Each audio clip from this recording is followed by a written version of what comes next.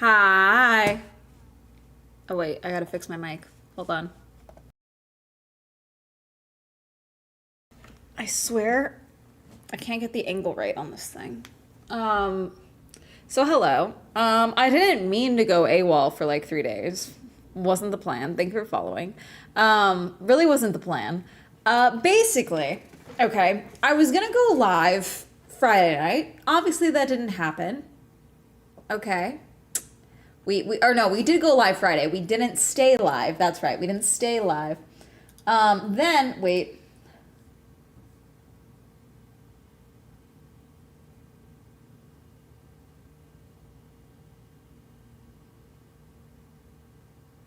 Okay, of course this thing is happening when I'm not in town. Um,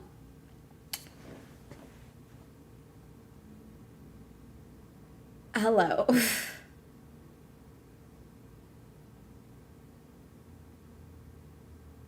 What?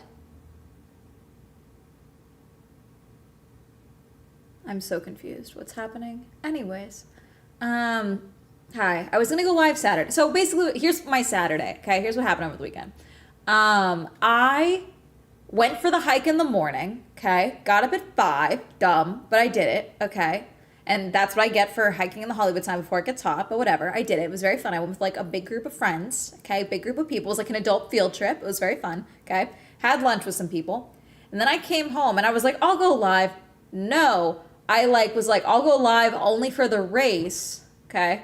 And then I went and I stayed up because I was gonna go get dinner with friends at 8. Okay.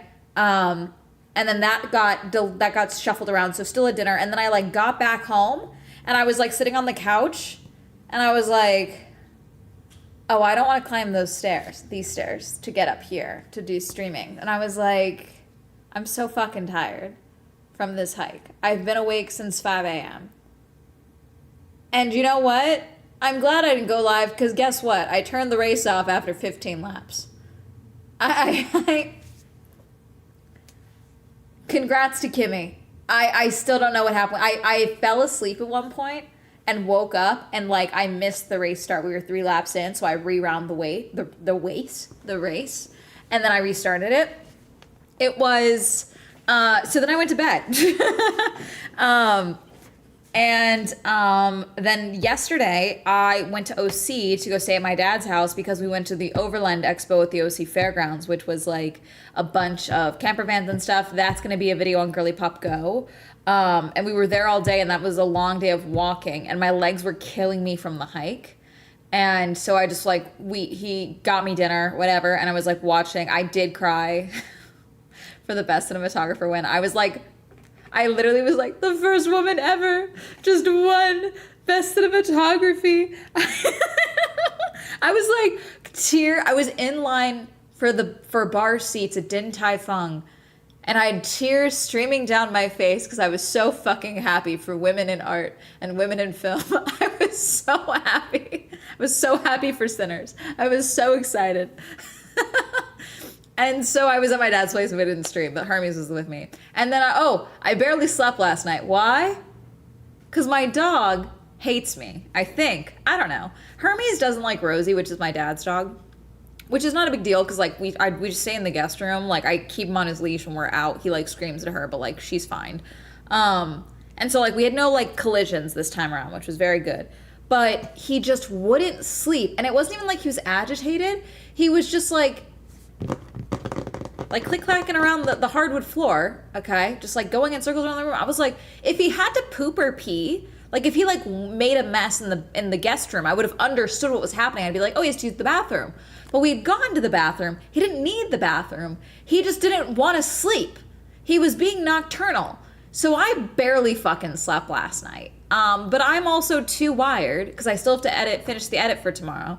So I can't not stream. I can't go to bed early. I can't like do, so I'm alive. Hi, we're here. So hiking can take it out of you. It's not even like that hike. So the Hollywood sign hike is really not that bad. Okay. But it's a lot of incline and it's not like a crazy incline.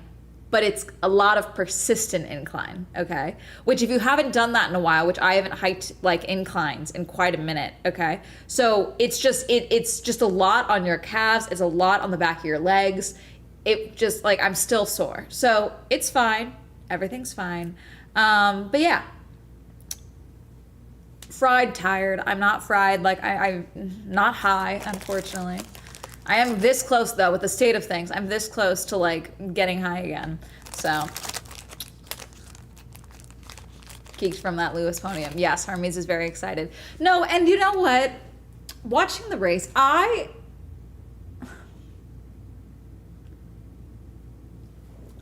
don't know. I love racing. I really do. Okay? I love Formula One. I don't love these current new cars because it's the battle of the batteries right now.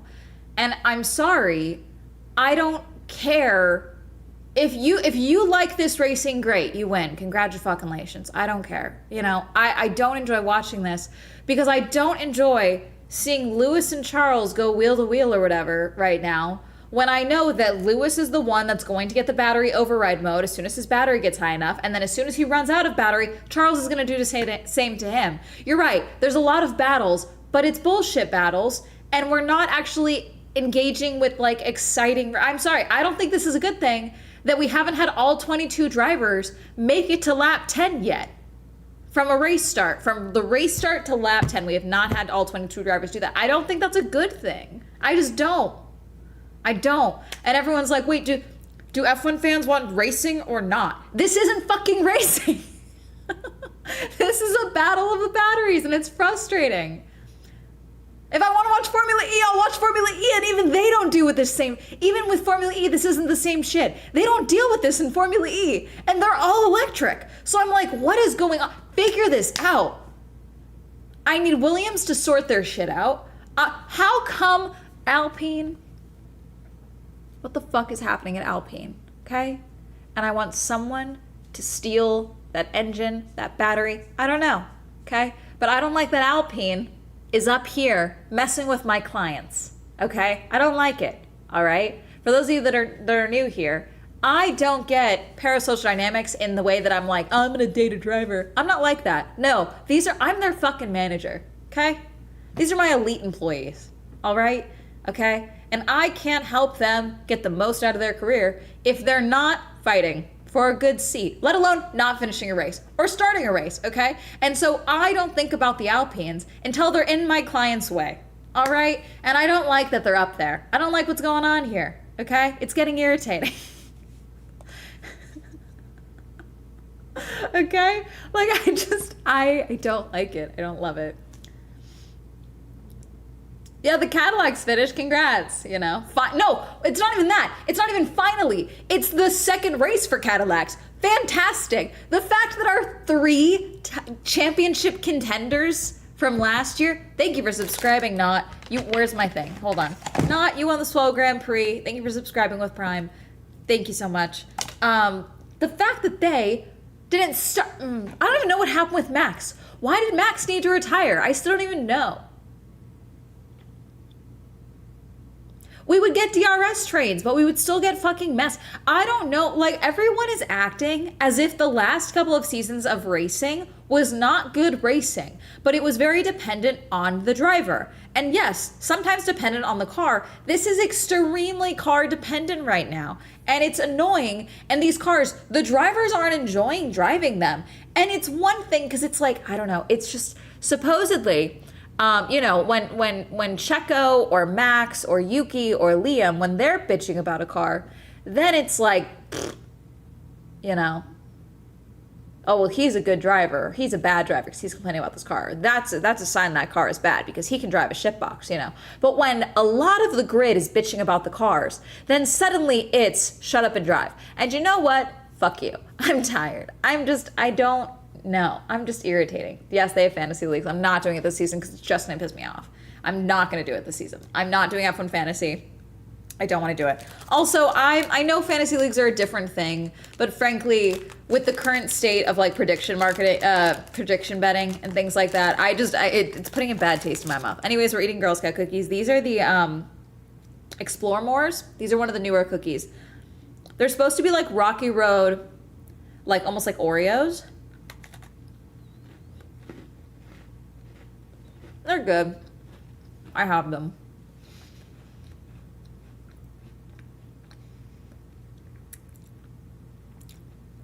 Well, they can't fix the rules because then that's another 20 million in car development, you know? So they can't change what they've done. They have these cars.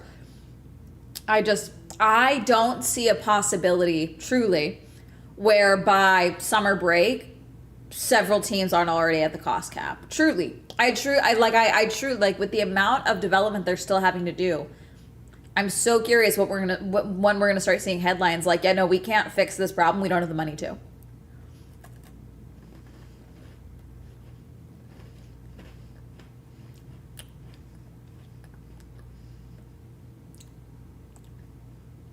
Canada Spring Cookies? What are those?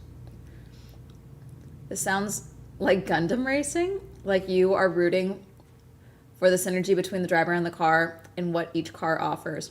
But now the cars all feel much more the same. Worse, Big Ben. The cars suck.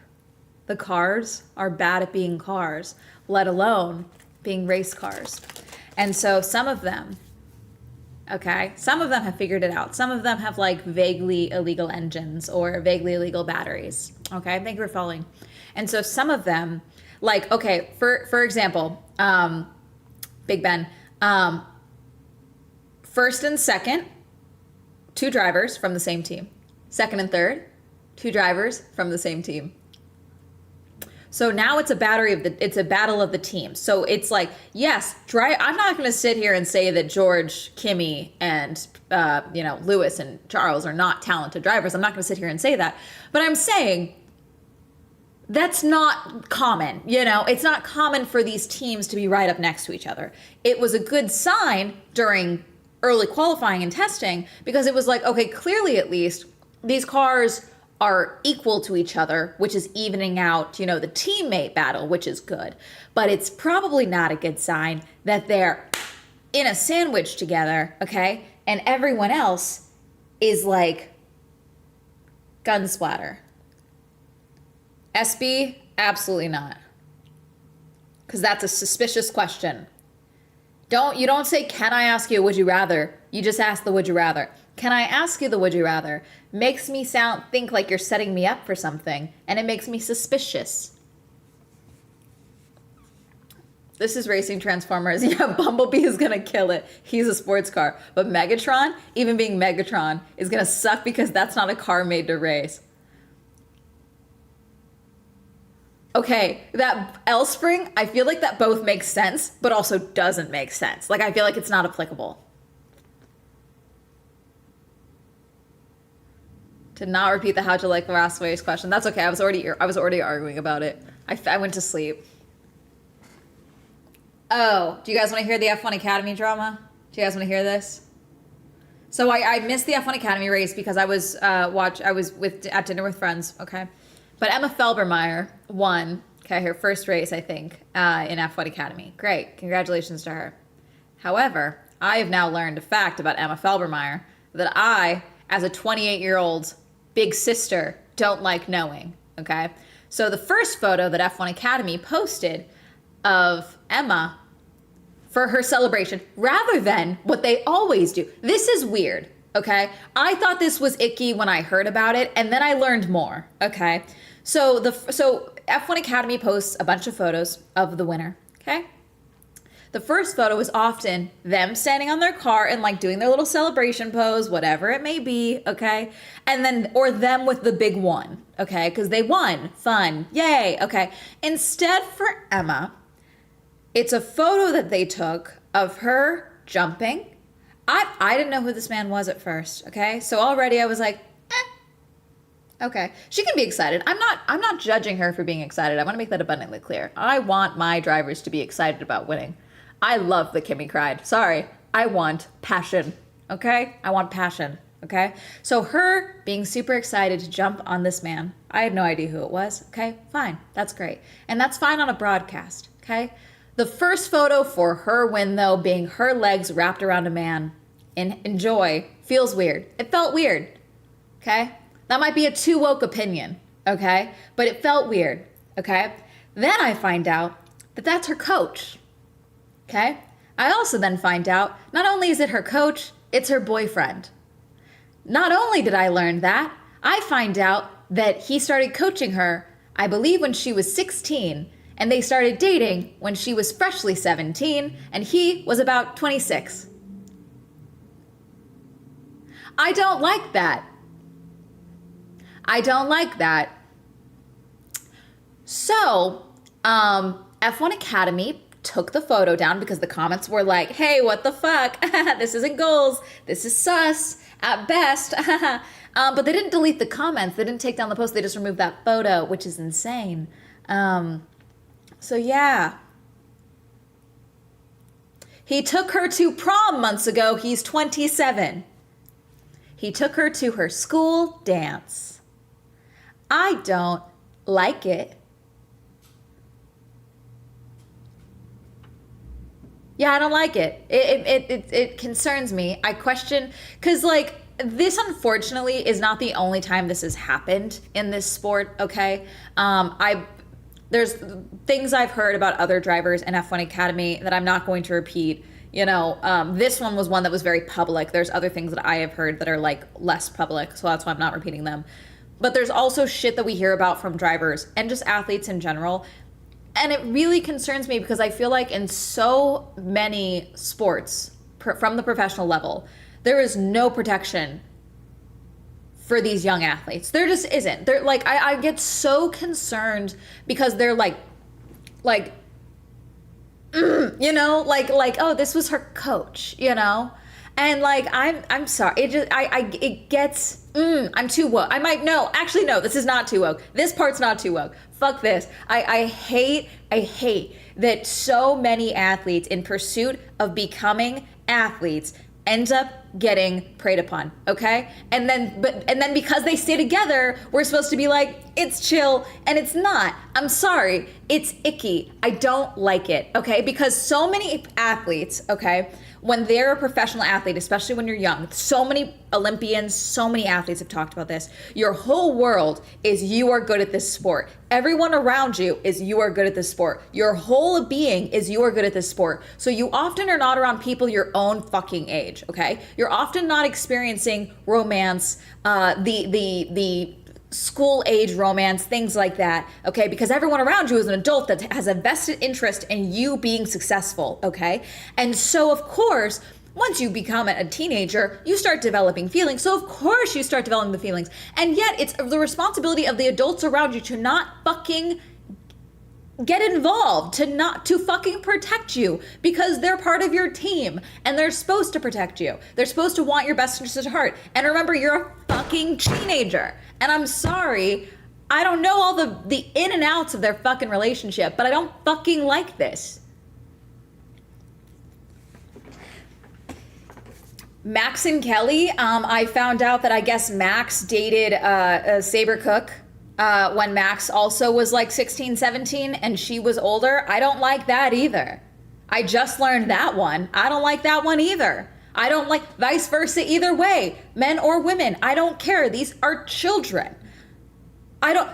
They're mature for their age. No, we fucking aren't. I was that mature for their age fucking teenager. And guess what? You're fucking a creep. You're a creep. You're a creep. We're being creepy. That's creepy. The end.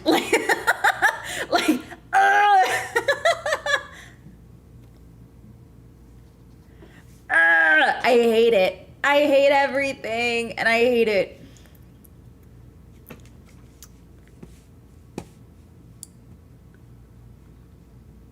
Happens so much in MMA? What the fuck are you talking about? Does it actually? I didn't hear that.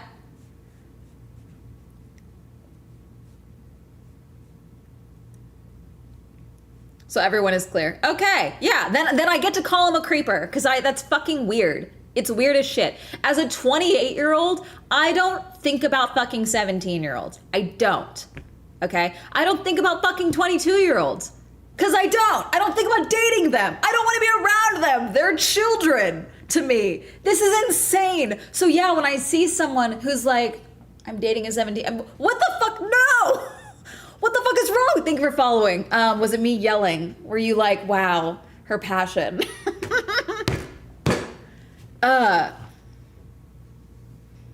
Elspring, there's speculation on that one.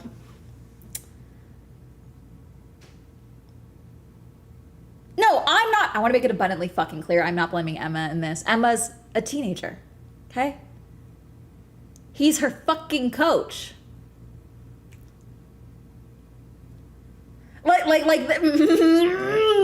Oh, God. I'm gonna throw up.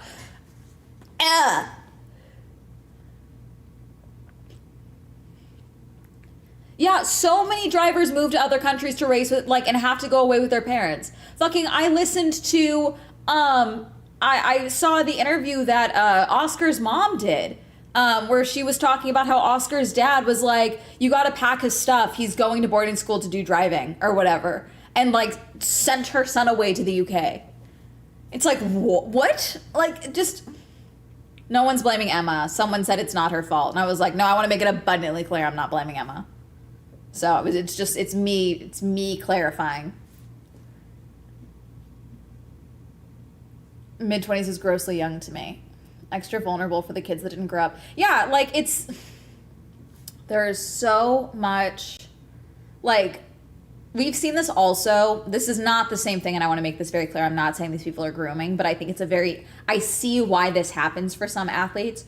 Once athletes retire, okay, and they get with, specifically with women, I see this a lot. They get with the first man that is flirting with them and giving them actual interest, even if they're a piece of shit, because they've always just been this athlete. Their whole life has been an athlete. They've never gotten to be the teenage girl, enjoying actually going on dates and having crushes. And so they've never developed that barometer of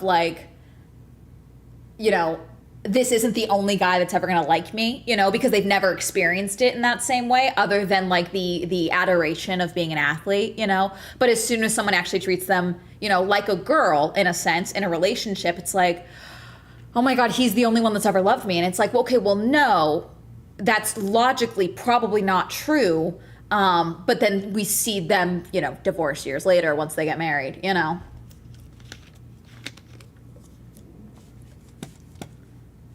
Had to hustle and endear themselves to sponsors and trusted vendors. In every single fucking sport, every single industry. Look at Hollywood, okay? But look at athletics. Look at how much money goes in and out of these fucking sports, okay? I don't doubt, okay? And this is why, again, I'm hoping these F1 Academy drivers have protection, okay? But I don't doubt, okay, that there are sponsors, because I know how rich people are, okay, that act that as if they give a team if they sign off on the $20 million investment in, let's say, I'm going to give Ferrari as an example, okay, that means they get access to the athletes, okay, or people within the sport, okay, because historically, look at everything that's gone on. Look at the Epstein files, these people think money equals ownership, okay? And so we see this in the sport, which again, I'm like, I want protection for these fucking drivers, okay? Especially when F1 Academy is 16 to 25, okay? I hope that there are protection for these drivers. But evidently, that's not what's happened with Emma. No, exactly, Yearly. I'm like,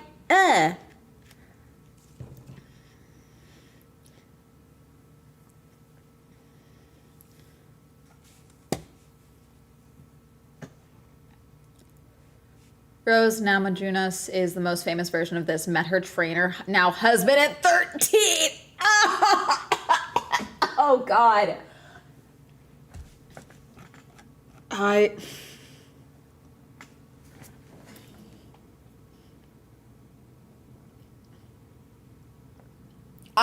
just... And then people get mad at me when I say we should kill all pedophiles.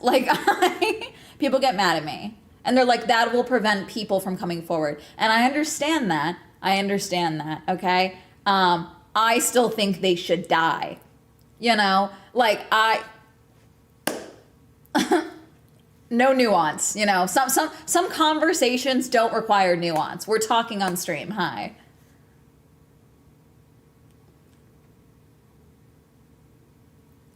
So regulations change regularly. F1, I believe the initial pitch for this was one to bring more engine providers, different companies in, but also they are trying to become more sustainable as a sport.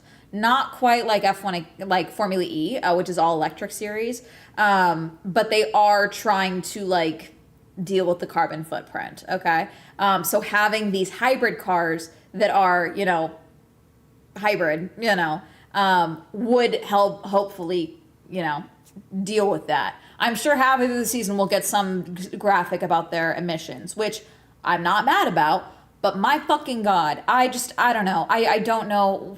Maybe next season these cars will not be shit, but right now I just don't like it. The concepts of these regulations, the override mode, I don't like. I just don't, you know. I know you're right, but hearing access to men makes me feel sick. That's how that's how rich people think though. That's the thing, you know? Like, I tread lightly on these topics, okay? But you know, there's a reason that there are influencers that get flown to Dubai, you know? Like there are reasons that there are, you know, certain industries just have parties all the time, you know? And it's like, okay, well, we have all of these hot young women and men, you know, who want money and want opportunities and want to do stuff, and these people will come and they will prey on them. And we see this time and time again, okay? Like it's unfortunately a thing that happens. It is. And I don't want to fearmonger and sit here and say that it happens all the time, but like it is a thing that happens, and it's why you have to be on top of things. It's why you have to have lines for yourself as an adult, you know. It's why I really get irritated and have a lot of ick for families that get their children involved in this job, you know.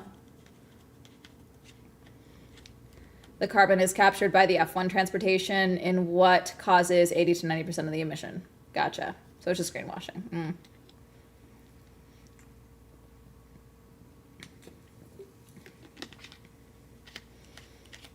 No, it's not that the drivers are not used to the drastic change. The cars, so it's a formula, okay? So that's why it's Formula One. These are not spec cars. Every single car is not the same, okay? Ideally, the same cars at the same team will be the same, okay? Which is why we have, you know, these 4 drivers up front. But they just have to fit these regulations, and then these teams can do whatever they want within the regulations. Unfortunately, these regulations involve the new batteries and the new engines and things like that, and it's gonna lead to some mess.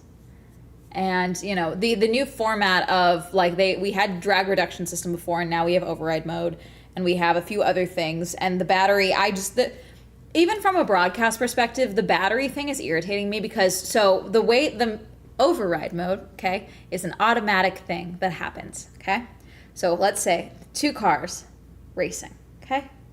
1 car up front, 1 car back here, okay? So if we're racing and I want to overtake this car, if I'm close enough and my battery is high enough, what is that percentage it needs to be at? Who knows? They haven't told us. They won't indicate what it is, okay? Then I can activate override mode, and only I can do it. He cannot overdo it because only the person from behind can use this, okay? So I take it and I zoom, but uh-oh, battery is gone. I've depleted my battery going zoom, okay? So I have to slow down a little bit to try and recharge that battery, and uh-oh, the car I passed a little bit ago, now their battery is charged up and they're behind me, so guess what they're gonna do? Vroom, vroom, vroom, vroom, vroom, vroom, vroom, zoom, and now we have all this back and forth, and that's why I hate these overtakes. They're annoying and dumb, and I hate them.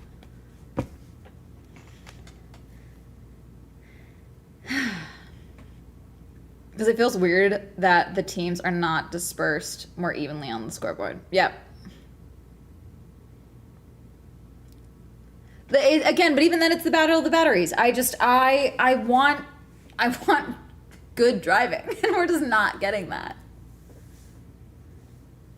Not actively hurting the drivers. Yeah, there was a video, I think, I don't think I was able to watch it. For some reason on this phone, I don't know what's going on. My Twitter videos will not play. I've updated the app. I don't know what's going on. On the work phone, it does play. It's very weird.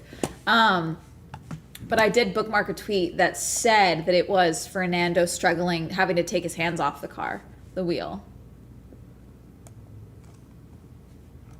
Let me see.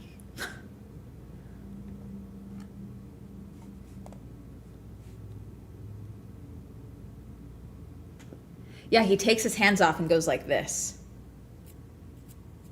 And then grabs on. The Aston Martin, again, he did it a few times. Wow, yeah. Jeez. Sitch with all the rumbling and needing to quit halfway is wild, yeah.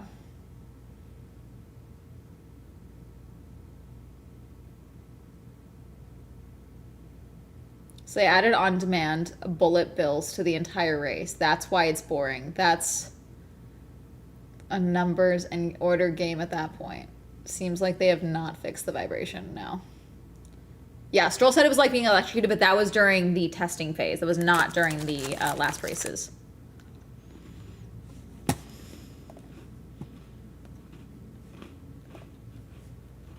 Oh.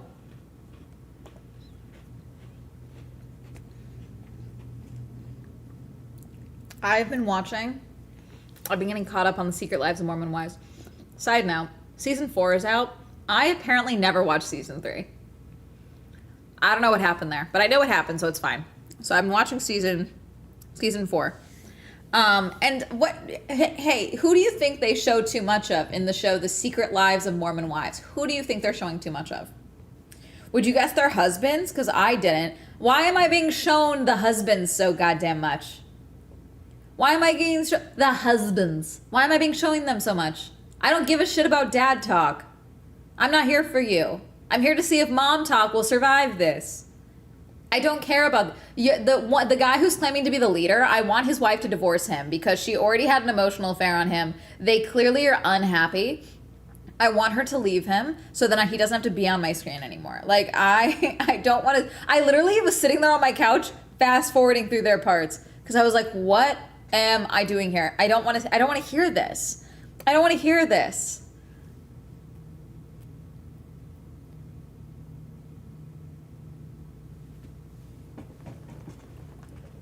But this is like new to this season, Big Ben. That's the thing. And like, that's the whole point. Like, that's the men are talking about it. That's the thing. Someone broke it down really well. The secret of the Mormon wives is that men want to marry you young so that you have their babies young, so you're stuck with them. And then as soon as you get success, like these women all did from TikTok and becoming the breadwinners of their family, they get jealous and start trying to ruin all your opportunities. Because most of their husbands in this season alone have actively turned against their wives in some way because of the mom talk stuff. And they make comments like, well, you're not the only entertaining one. I am capable of bringing money in too. Okay. She didn't say you weren't. What the fuck is this? So I want them all to leave. I hope they all leave their husbands. Every single one of them. And I need Taylor to get away from Dakota. Taylor's going to be the Bachelorette. Okay. There's no way they're not getting, these women are psychotic. So there's no way they're not getting enough to, film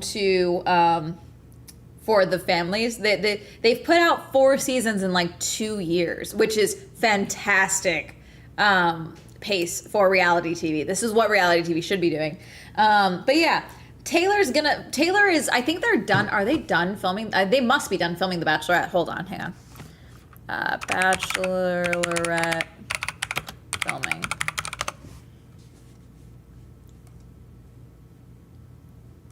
Yeah, they must have been done filming.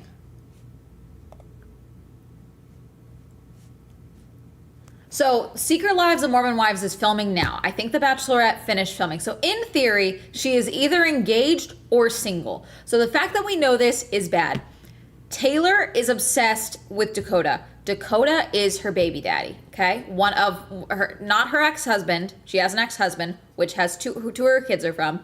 And then she has Dakota, who is the father of one of her kids, okay? And they have this toxic dynamic that drives me insane, okay? With respect to Taylor, if we were friends, we wouldn't be friends anymore. With the back and forth of this dynamic, it's insane, okay? So I'm watching the season before they're filming right now, okay? And she's talking about going on The Bachelorette, okay? She is not ready to date whatsoever. She should be single. I'm shocked they offered her Bachelorette. I'm shocked she accepted Bachelorette because she is deeply uncomfortable with dating, period, seemingly, but also not, she's super codependent with her toxic ex, her toxic baby daddy, okay? So including during season 4, well, the month before she goes on The Bachelorette, and again, she hates, this is a spoiler for Secret Lives of Mormon Wives, she apparently does not like wearing condoms, which is how she ended up with the baby in the first place, okay? So again, she's supposed to leave for The Bachelorette in a month, okay? They were fighting, toxic blowout fighting, in front of another dude that she brought to this party, okay? Then the next morning, some of the other girls go to wake up, like all the other girls for breakfast, and Dakota is in Taylor's bed. They slept together the night before. So they were screaming at each other. They were full on having a fight, and then they had sex. And again, no, I refuse to be around women like this. I just can't do it. I don't have the patience. I really don't, okay? And again, they're literally, her friends then have to interrogate her to ask if they used protection. Because again, she's about to be the Bachelorette. And, the network probably wouldn't like, and the men probably wouldn't like, a pregnant Bachelorette. Because shocker! Anyways, the Bachelorette is done filming. So in theory, she is in a relationship. Side note, Dakota is in a relationship. But now, this is what dropped today. TMZ with another article about what went down between Taylor and Dakota. This is today. Dakota has called the Utah Division of Child and Family Services multiple times, alleging Taylor has been physically abusive to their son ever, which Taylor denies. Taylor and Dakota got into a heated argument in the car last month. A drink was spilled on the seat in Dakota, which enraged him. Sources say Dakota got physical with Taylor, but Dakota told police Taylor got physical with him. Production has halted after Dakota went MIA for almost 3 weeks after the incident. They feel he is important to the show and wanted to wait until he returned. Fuck you, Hulu. Another source says cast members refused to continue filming due to the child and spousal abuse allegations. Taylor and Dakota have been ordered by DCFS to undergo a psychological evaluation. Production on season 5 is about to resume, and Dakota's role is unclear going forward. And again, she's finished filming The Bachelorette. I don't trust Dakota. I don't trust him. I don't trust Dakota. I want to make that abundantly clear. I don't know how he's still fucking involved in this show. I don't know. Taylor is the star. Let me give you the setup of how this show started, okay? First season. There's a video on Swell Entertainment about it if you want to hear about it, okay? This is a fantastic show, and I want to make that clear. I don't know why they're involving the husbands this time around, but still, okay? The first season of The Bachelor, The Secret Lives of Mormon Wives, the first episode, is maybe one of the greatest pilots I've ever seen in my fucking life for a reality television show, okay? It starts with Taylor and the other women of Mom Talk as Whitney, another girl, okay, who is wants to come back and is like trying to rejoin and is like, I'm the leader of Mom Talk. Because these are all TikTokers. These are all Mormon mom TikTokers, okay? Fantastic premise, okay? And there was a swinging scandal, and Taylor was the one that blew up the swinging scandal. She was involved in the swinging scandal, and the swinging scandal led to the end of her marriage and put another marriage on the rocks. So she went to TikTok because everyone was kind of saying that she was a homewrecker. So what did she do? She go to TikTok and she's like, I wasn't cheating with anyone. I didn't homewreck. No, we were all swingers. We were all doing stuff with each other, and I was doing stuff with the wives and the husbands and vice versa, okay? Fantastic, insane, for reality TV, crazy, okay? Then Taylor's like, I'm whatever, okay, like putting all this out, all the women are involved, okay? And then Taylor also, again, divorced, 2 kids, okay? She should be single. Instead, she starts dating Dakota, okay? Dakota starts showing up. Her parents are like, her friends are like, he kind of seems like a little bit of a fame whore. Should he be allowed? She thought she was pregnant, and then she lost the baby, okay? She thought she was pregnant with Dakota, but then she thought she lost the baby, okay? This is episode 1. Okay, as Whitney is sharing with the group that her husband was found on Tinder. He was trolling for women. I still think it was men, but whatever. There were speculations that he might be gay. Okay, this is again episode 1. The episode then ends, okay, with actual body cam footage. I personally think Dakota hit her. That's my personal opinion. But Taylor was super fucking drunk. It's actual body cam footage of Taylor and Dakota getting the cops involved, and he's alleging that Taylor was being abusive to him and threw a chair at him while she was drunk. And she is insanely drunk. She gets arrested, okay? The episode ends with her getting arrested, and then it does a jump to the rest of the season, and she's not arrested. She's like she's out of jail or whatever. She was on the hold, okay? Now she's 6 months pregnant. It's Dakota's. They're still together. End of episode 1. End of the pilot. That's how the season starts. Why did this happen? Why did this happen? Okay? Why did this happen?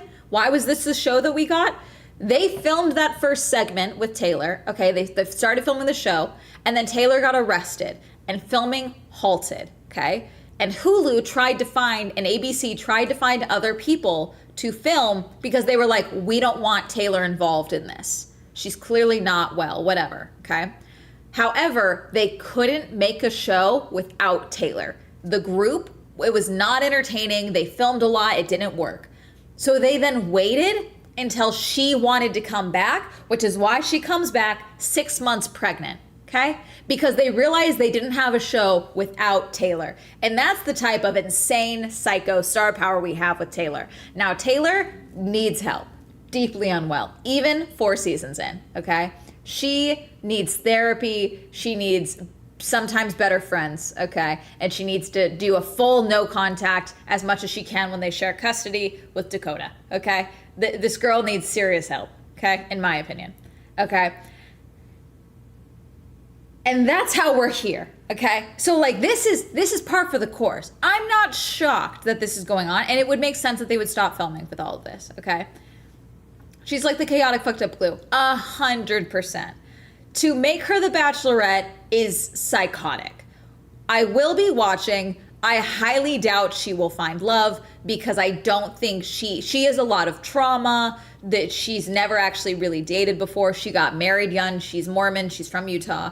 Got married young, had kids young, then immediately got with Dakota, then immediately, started now is with the Bachelorette or whatever, personally, I think she'll be much happier when she just dates a girl. Frankly, I think she just needs to go to therapy, and then the way the swinging debacle unfolded, I'm like, okay, this is just closeted bisexuality. I think a lot of this could be solved if you just admit that you like kissing girls. I really think that this would be solved, so that's where I'm at with it.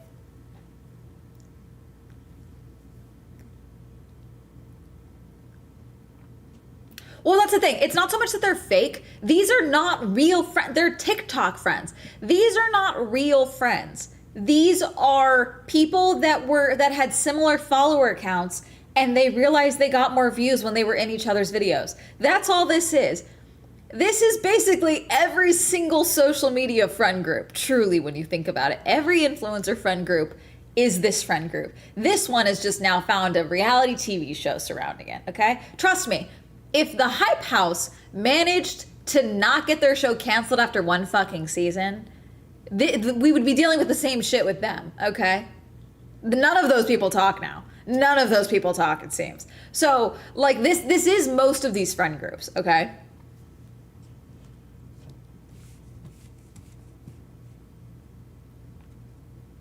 It's reality television. Of course it's exploitative, Big Ben. 100% it's exploitative.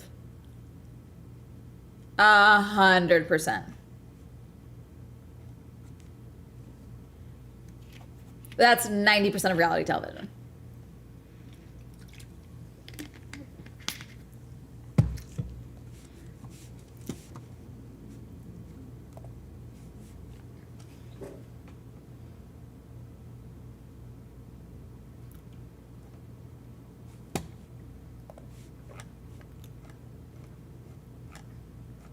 Do we have the video? Thank you for following. Okay, do you guys want to watch the tease for The Bachelorette? Do you guys want to watch this? Like, I will be watching because I think this is insane. I like, because we've had so many wannabe influencers and influencers on these shows. But to have one that's already an influencer be the lead, this could be gold, you know? Like this could be phenomenal. But I don't think she is the right move because, like, we've had crazy bachelorettes before. We have, you know? Let me see. Let's get this going.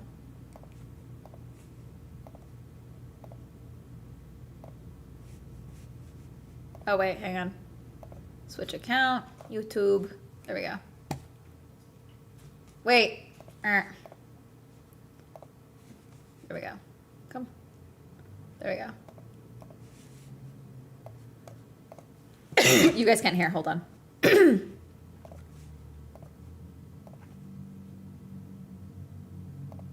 Okay.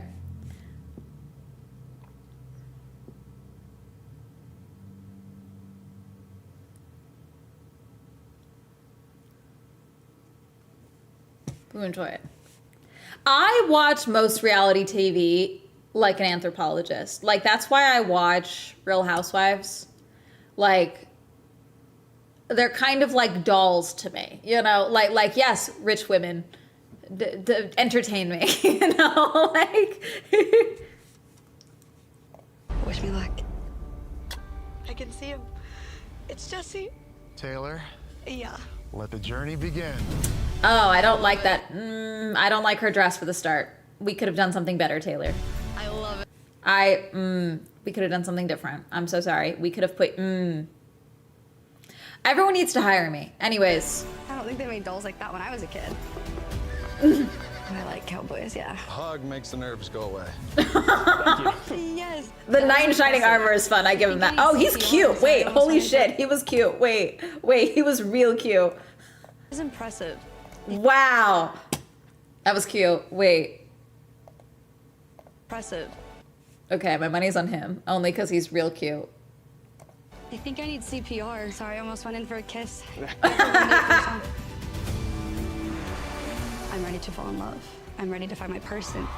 Taylor is beyond all my expectations. She's given me so much energy. All my doubts. Okay, yeah, so they're fully done filming. So she's definitely single then, maybe. It's gonna have to be a dude that she can see holding her kids' hands. She brings her. I'm so sorry. Are those her real children? Oh, please tell me she didn't bring her real children. Of course she did. It's Taylor. Of course she brought her real children. Oh, God.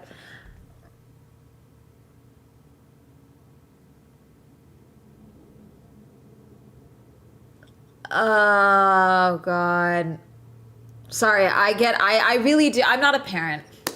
But, like, as someone that is on the internet, I just have, like,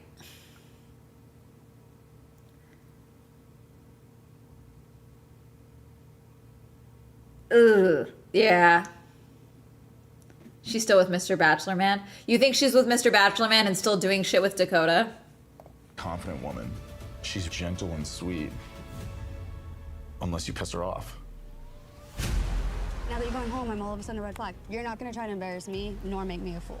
And now you're gonna go pack up and leave. She's a badass. Do you think you can date a mom? Actually, not just one. Date one. He slept with one of her friends and came here. I might as well have my ex come in. Leave. Get the car and leave. I think the road I might as well have my ex come in is crazy. That's crazy. They're a powerful symbol. Don't really care.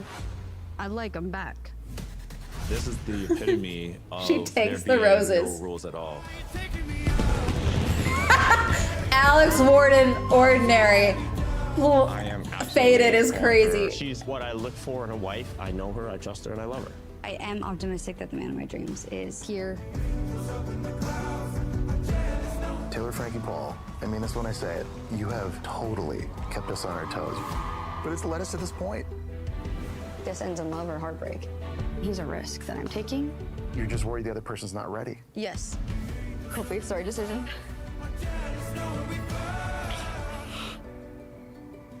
Because I made the wrong one like so many times.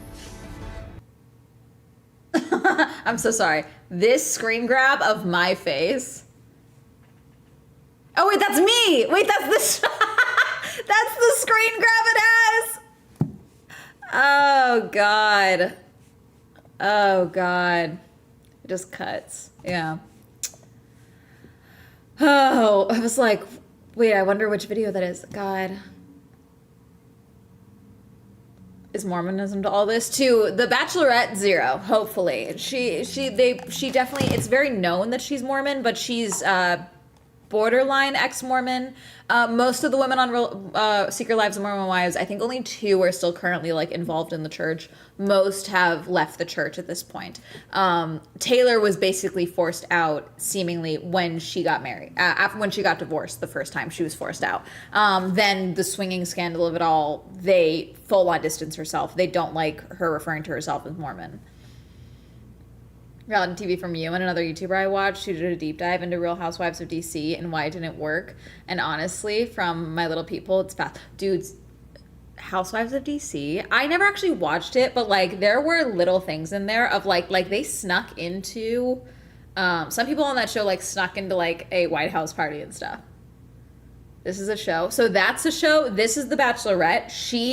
The new Bachelorette is a cast member on Secret Lives of Mormon Wives. Yes. And they all are part of a TikTok group called Mom Talk, which are all mom Mormon influencers. Then yeah, this is all because producers say small, tight-knit community, refugees dealing with life and salivated. Well, no, it's not that though, Big Ben. The Secret Lives of Mormon Wives, you guys, they're on season 4. Like she has like, I think 3 million followers across TikTok alone, Instagram and other platforms, like it's separated. Like she's been doing this for years. Like this isn't like she blew up yesterday and now they're putting her on this show, you know? Like this has been going on for 2-3 years now, okay? Yes, they call themselves Mom Talk.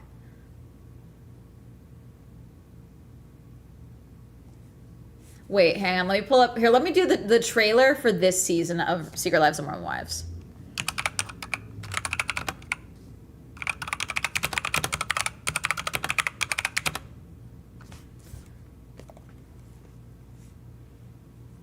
Season 4 trailer.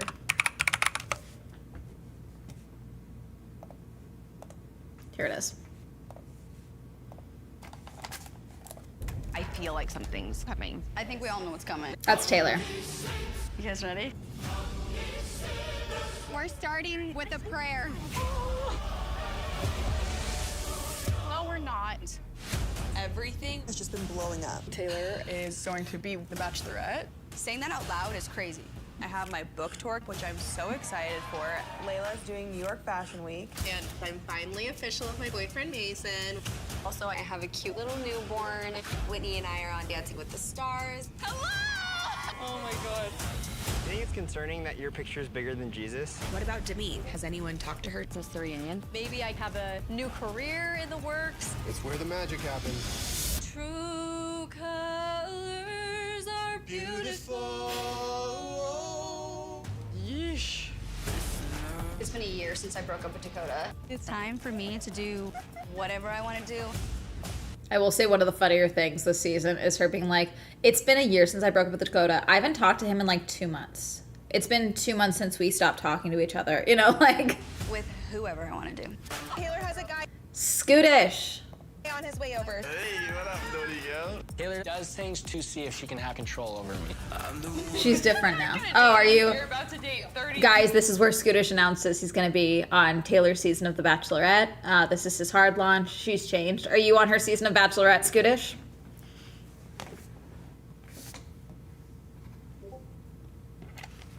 She's neo-Mormon. I'm fixing her. Okay. People at one time. This is a bad idea. Everyone is going after their dreams, but it potentially could pull us apart. Social media Jen, reality TV Jen. I'm freshly postpartum. I don't have time for this. I know that it's going too far. I can't stop. None of my friends and family like you. This is why your wife's sleeping on Shaggy every 2 weeks. Or are you just done with the show altogether? What's happening right now isn't working. Brand deals, events. We might be hitting that breaking point. Taylor. No. Is she gonna be a pregnant bachelorette? It's going to be chaos.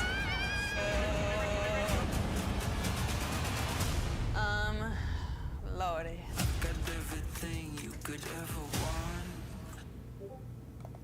Anyways, the show is amazing. I hate how much of the husbands I'm seeing. Good luck on the Bachelorette, Scootish. T-Witch, you won the Swell Grand Prix. Thank you for subscribing. I got kicked out for having 6-pack less than the minimum. I thought bringing a keg would be better, but I guess not. Interesting word. Could be a book title. You should run with that. Wait, is she going to be the first? Did I hear that right? Yeah. So that I talked about this earlier. She's not pregnant in The Bachelorette, but when she's in bed with that guy, that's her baby daddy that she is separated from. So basically, 2 of the cast members of the show were on Dancing with the Stars this past season. Okay. And so all of the women and their husbands go to LA to go into the show to support them. And they bring out her ex-baby daddy as well. And they fly out one of her ex-baby, fly out Dakota, okay? They're not together because the men suck on this fucking show, okay? They get in like a full-on fight, screaming match, including in front of Harry Josie, who Taylor brought out to like hang out with them, which was fascinating to see. To the point that everyone's like, oh my God, we just want him to like leave her alone. Like she just needs to let go. I don't know why they're still doing this. And then the next morning the girls go to like wake up some of the others to like get breakfast. And they go to Taylor's room and Layla screams. She's like, oh my God, I just saw Dakota naked. Because Dakota and Taylor were in bed together and they slept together. And she explains, we find out that she doesn't like condoms. Because apparently it's extremely taboo in Mormonism for condoms, but now it's like not a big deal, or it used to be a taboo, but Taylor just still doesn't use them, which is how she ended up with this guy as her baby daddy to begin with. That's how they refer to him as. That's not me being flippant. That's how they ended up with their son to begin with. And so the girls are trying to be like, okay, but did you use protection? Because they're not going to like you being a pregnant bachelorette. No one's going to like that. So she's not actually pregnant. They were making like comments like, are you going to be the first pregnant bachelorette? You know, like, because they were trying to make her realize her situation because she was self-sabotaging.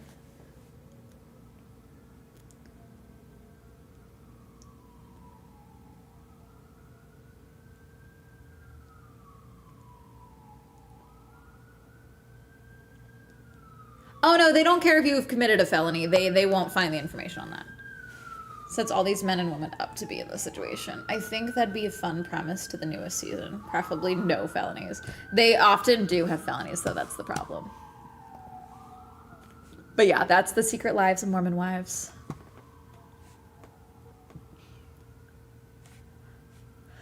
The way I'm literally on stream, like, watch, it's just the clip of showing, it's just the clip of Taylor in bed and then me watching it. Jeez.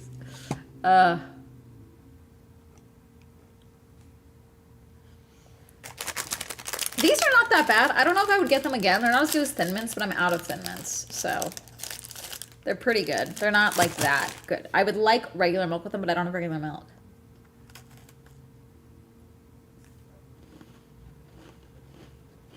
Oh, these are Explore More. These are one of the new Girl Scout cookies this season. They are supposedly Rocky Road flavored cookie sandwiches, like Oreos, but I don't think there's much Rocky Road in here.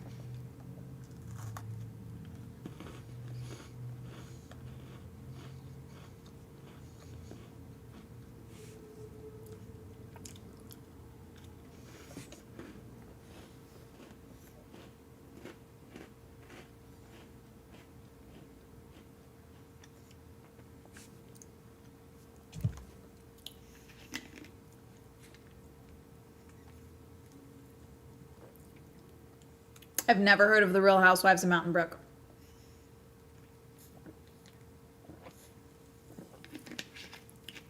They're pretty good, Shawnee. I just don't. They're not my favorite, but I love Thin Mints. I'm a Thin Mints believer. I do not like waffle cereal. I like Cheerios.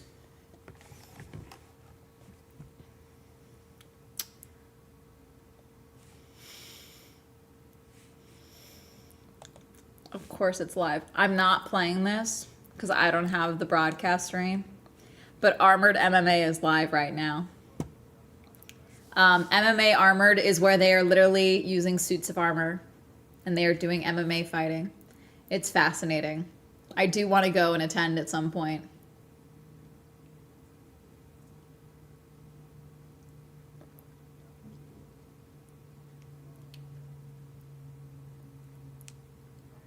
Jersey Belle. I've heard of it. I never watched it.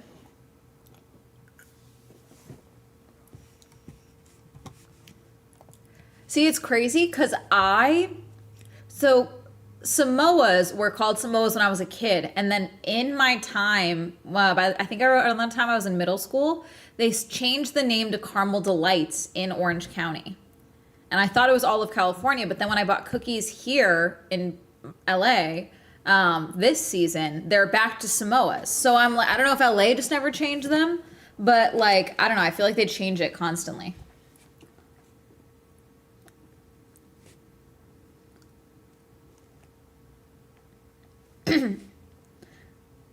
They actually have mint paste instead of mint in the chocolate cookie. Oh, it sounds good.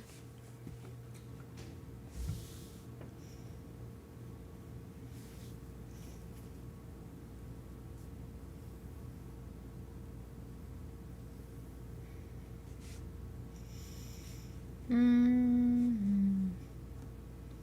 you guys want Wilderness Whispers?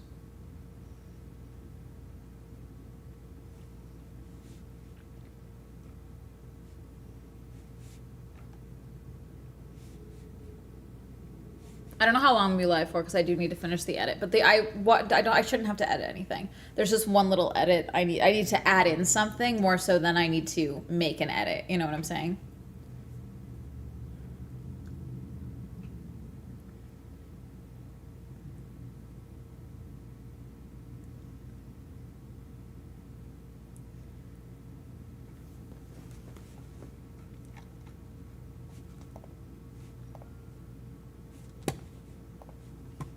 Too bad we're watching Wilderness Whispers. Okay, guys, here we go. We're starting in, I'm There's guessing, going to be the first run for Melbourne this year. I'm a bit worried because they've sold 4,000 tickets over Saturday and Sunday. You will be shocked. Pretty much. I don't know the space size, obviously, Autumn. But 14,000 is a lot, but depending on the size of the location, it could depend, you know? Because I've been to Ren fairs that get 30,000 people in a day, you know? So it really depends. At first time year, yes, that's crazy, but spread out over 2 days, that is fairly reasonable for an event that's a Ren fair, but I don't know how big it is, you know? Everything is still in the house. Yeah, it's basically Urban just Explorer. Sadly, a lot of it has been. Did we not get an tossed intro around. from? So here you've got a china cabinet with some glassware inside it still. Looks to me like it was an urban exploring video with like a David Dobrik-esque voice narrating it is weirdly unsettling. I don't know why. House or an elderly couple's house. As we go in here towards the kitchen, you will see. See, this is almost like, this isn't that old. This is almost too much. I would be convinced it may not be the owners who live here. I would assume someone's living here. You know, like there's too much here almost. It looks abandoned, but I wouldn't trust it. You know what I'm saying? Like there's too much here, you know? Because if it was truly abandoned, people would have taken shit, you know? Stuff would be gone, you know?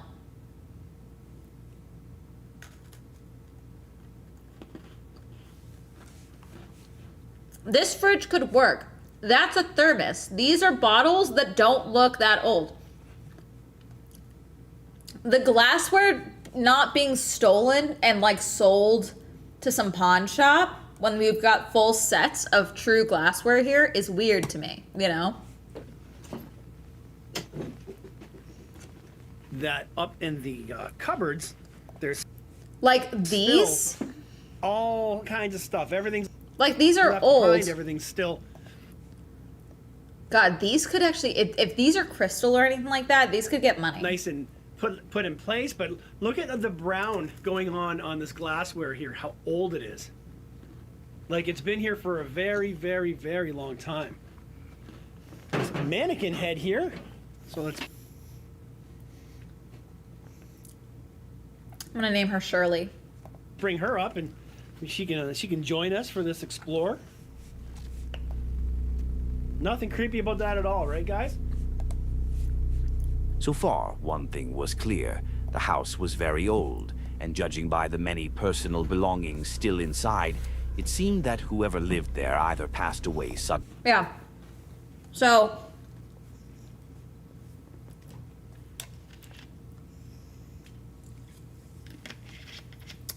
I don't even think this is dust. This looks like smoker residue. More than it looks like dust.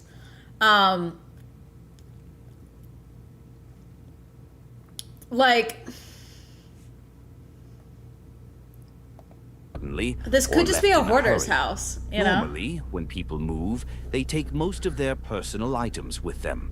He kept exploring, looking through more rooms and objects, confused by how many valuable and meaningful things had been left behind. Holy cow, this is a full pantry. Yeah, this is someone's hoarder prepper house, and it looks abandoned because a lot of these houses look like this is there's too much, you know.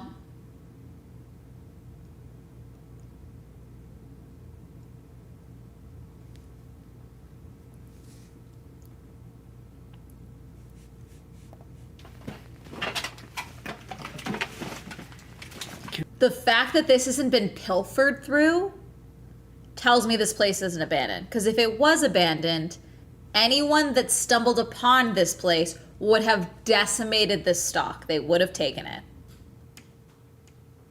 Can we get in without hurting ourselves? Famous last words. Scarves there. All kinds of food, canned food. We got chunky There are soup. rat droppings, I We see. got tomato soup. Can't quite see, guys, because I can't get all the way in there.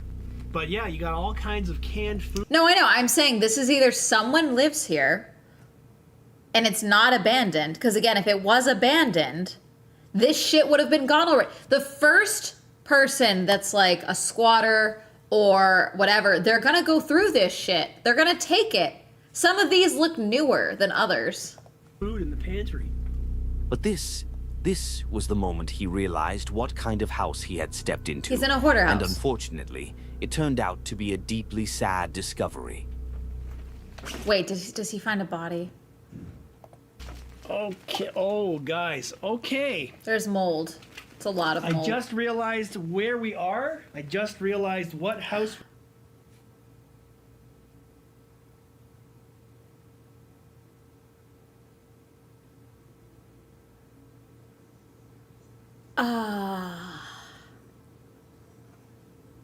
Yeah.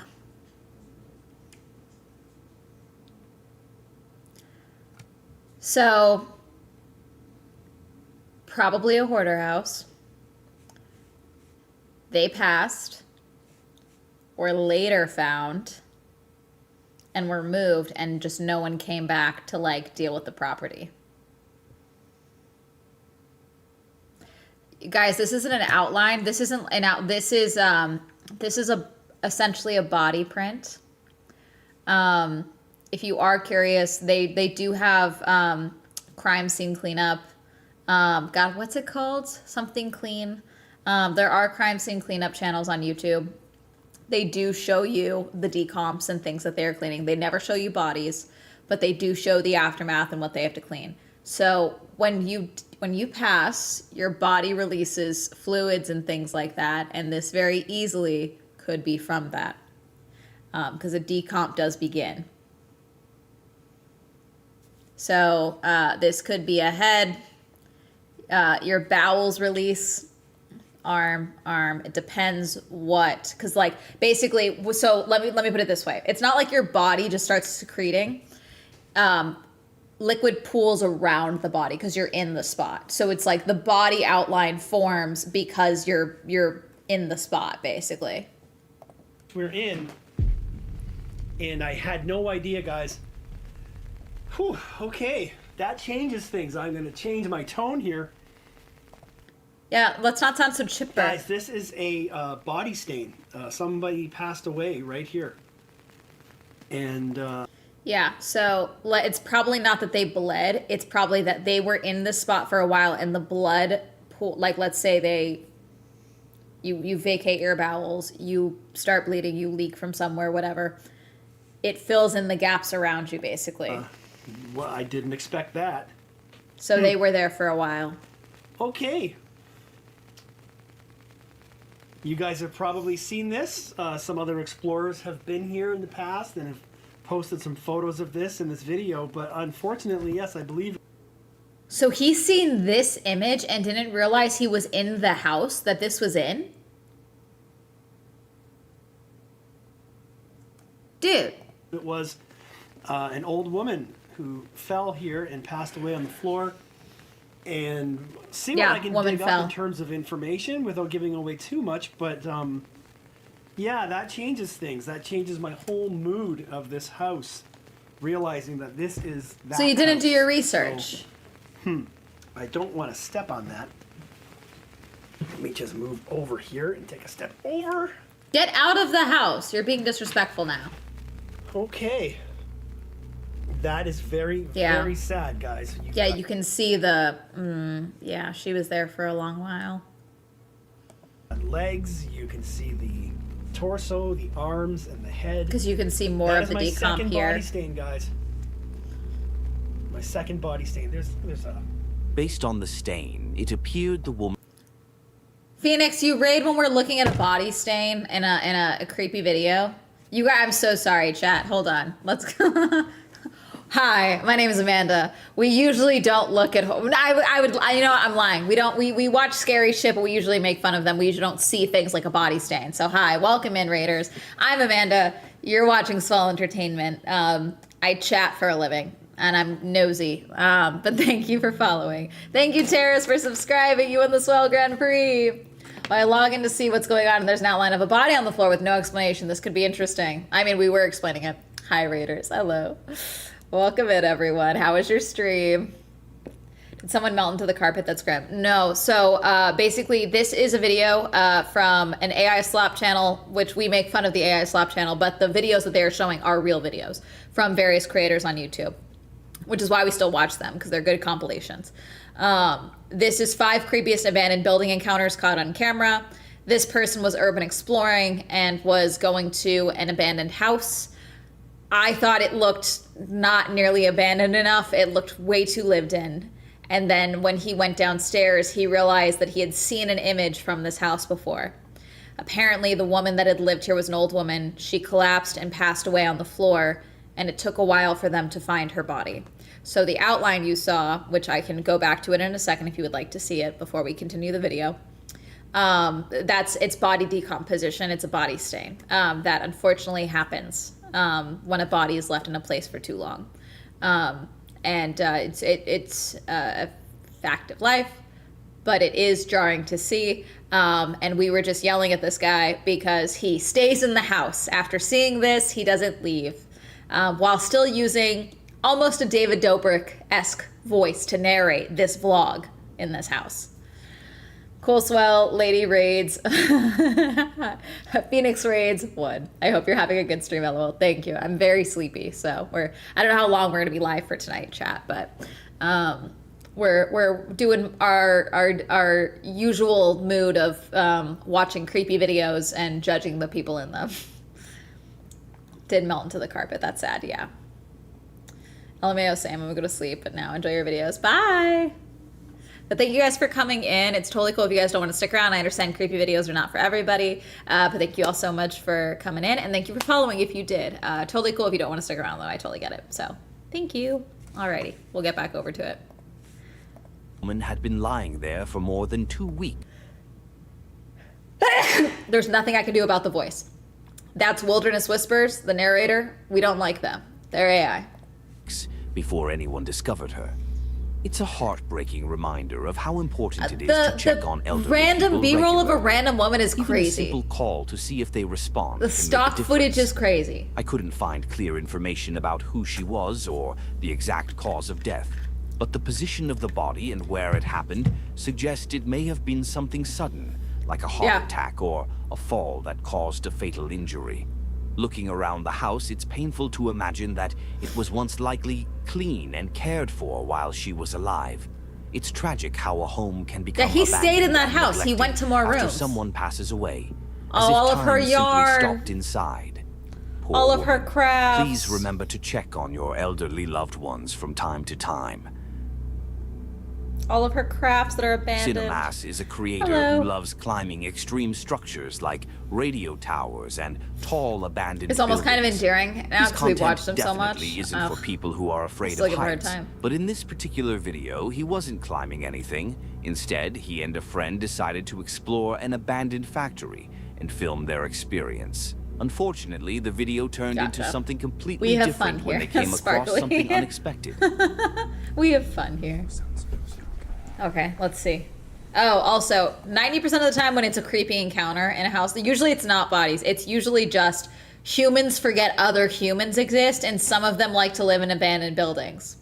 For example, if you ever see something like this that looks like a partition, I don't even, my guess, squatter. That's my guess, okay? Because this looked like a partition to block off a path so that someone can have some privacy in a room, okay? If you ever see what looks like an out-of-place curtain, that also is an indication that it's probably a squatter living there, okay?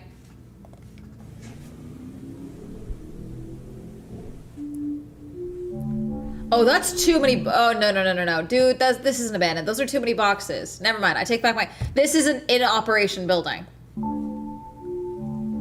What is this music?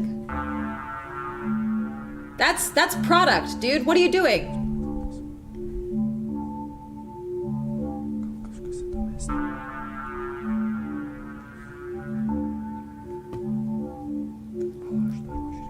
Did he break into like an active building?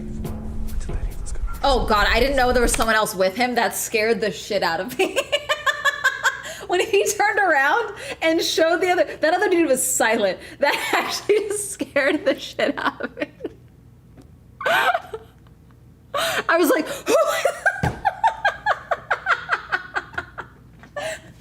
I was like, that's a big ghost. Oh no, fuck, I'm sorry. Sorry, hang on. He sat. Because that changes my whole.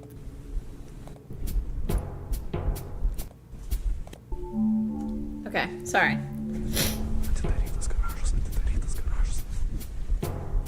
This is fully an active warehouse. That's so much product.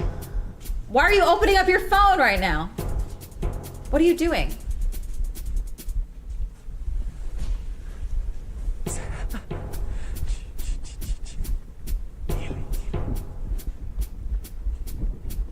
I kind of like this angle. This is fun.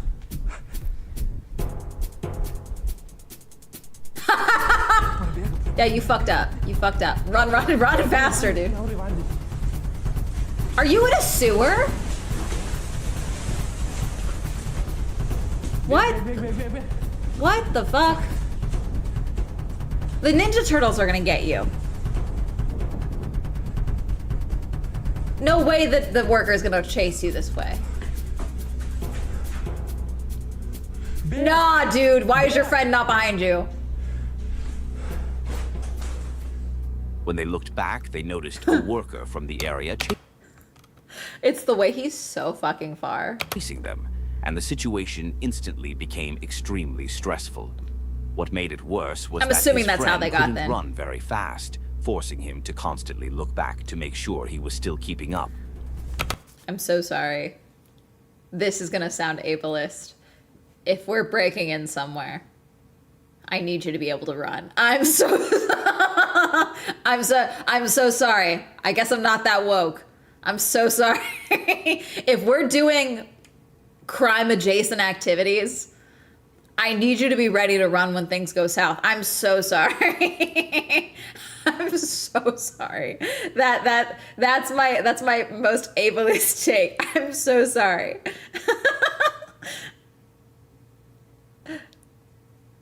Well, no, because I'm not a shithead. Like, I don't want them to get caught. Because then they would so give me up. Because wouldn't you give up someone who let you get caught? The way you survive is you both get out. You can be the lookout, but you can't be the runner. There you go. You can't come with me inside the building. No, that's fair. Yeah, they broke into the Foot Clan. Jesus, what are they doing? Low-key, this is a good map for a video game. Like, you have to find, like, you think you just found, like, a building to, like, get stuff, but then if you, like, go through one passage, you actually open up, like, a whole storage, like, warehouse. That's kind of sick.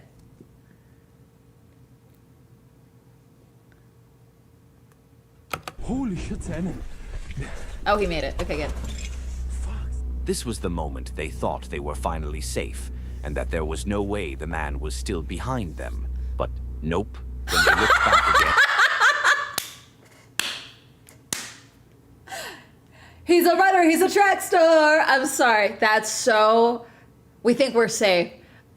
Nope. That's so funny. That's so funny.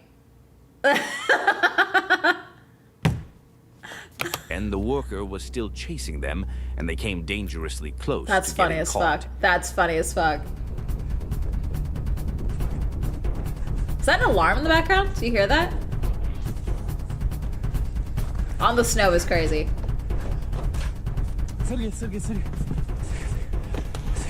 Oh, dude, come on. Dude!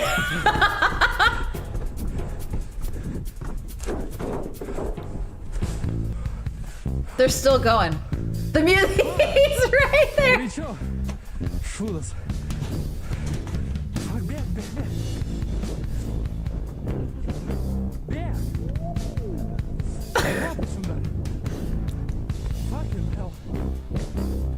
There's crime going on in that place? Yeah. The fucking hell is killing me. I will remember your faces.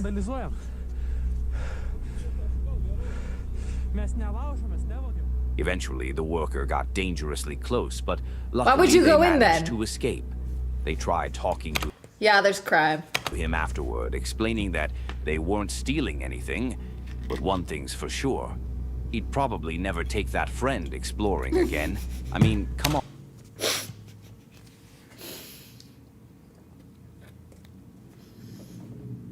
I can't knock it because that was my first thought as well. I'd be like, you're not invited to my break-in activities. You're not coming with me next time. Come on. The guy was moving in slow motion, and they almost got caught twice because of him. Why even do something like this if you're not... Okay, I don't even think this is ableism. I think he's just out of shape. You know what I'm saying? Because he doesn't seem to be limping or anything like that. Like, there doesn't seem to... He might just be out of shape. ready to run when it counts.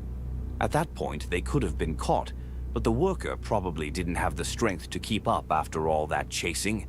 I honestly don't know how much the that worker man giving gets up at paid, this point but is it definitely fascinating. Isn't enough. Yeah, the worker giving up then is funny. Adam Mark runs a channel all about exploring... Yeah, you know what? I take this back. This is the same thing I said. Like Gen Z, you know how a lot of Gen Z can't like do like a vertical jump? This is not an ableist thing, okay? I'm just saying like the average member of Gen Z cannot do a standing vertical jump without it like hurting their knee or something because we live a very sedentary life. I need you to be able to do a vertical jump if you're coming with me to do crime adjacent activities. Forgotten places, hidden corners of the world, and the stories they hold. He often visits supposedly haunted locations, looking for unusual activity. Fascinating. Okay. This is interesting because so often videos like this where your head is turned don't do well because people like an eye shine psychologically.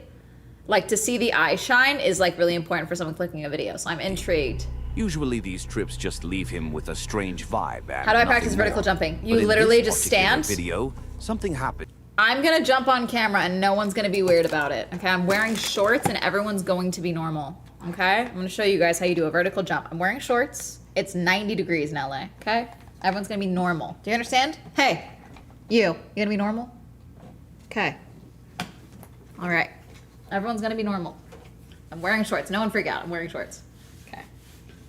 So, literally, step. That's it. Can you do that? Can you vertically jump without it hurting your ankles or your knees popping or you immediately falling? That's it. That's a vertical jump. That's it.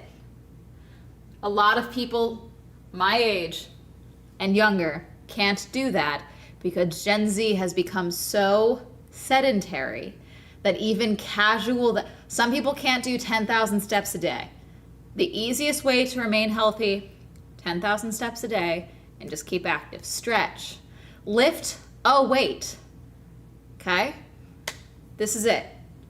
Just gotta do it, okay? No one be weird. If you are weird and creepy, I reserve the right. I will just turbo ban you for funsies. That's a problem. The new jazzercise is swell, looking straight into the camera and going, you can just jump. Lift a weight. I'm fat, avid, I can just sparkly. I have unlimited power.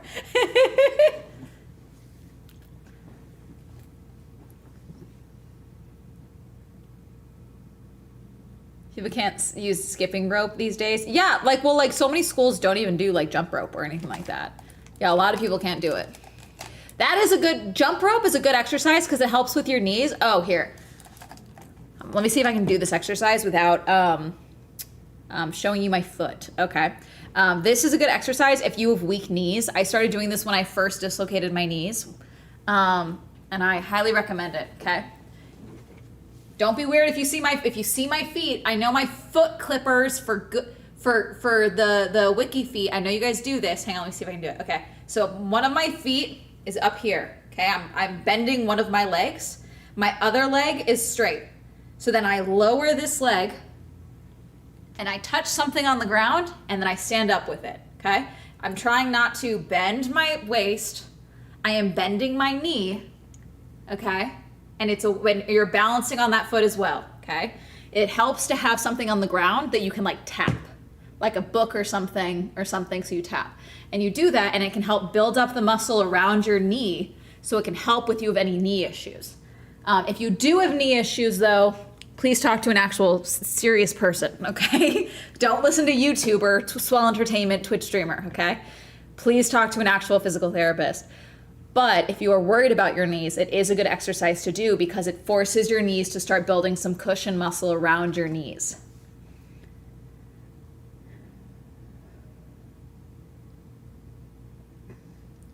One leg is straight and the other is gay. This is the reason why bisexuals sit that way.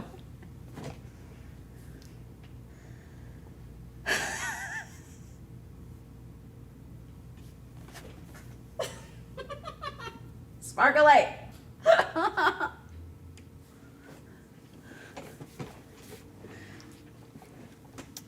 Demonstrated my feet. I think I'm good for a mile run every couple of days to recoup, lol. All the knee clippers out there are so excited she didn't warn them off.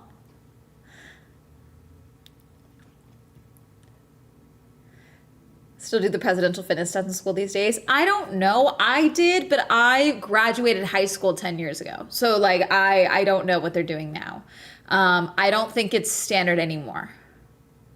Never got a full chair spin. I peaked. Wow. Okay, we're going back to this. But yes, please just do basic exercise, especially if you're young. If you want independence when you're older, please try and do at least some basic exercise now. You know, I plan to be globetrotting well into my 80s. Okay. All right. The line I heard from retirees when I was on the Gone Girl cruise is, you know, because they were so thankful that I was traveling while I was young. They were like, yeah, I love traveling with my husband, but like you realize you only have a few more years of cobblestone streets left in you. And I'm not going to have that mentality. I'm going to be a blue-haired old lady traversing the globe with my fucked up little knees, okay? But we're going to get them to a spot where we can get to continue to do that. Oh, you want the president?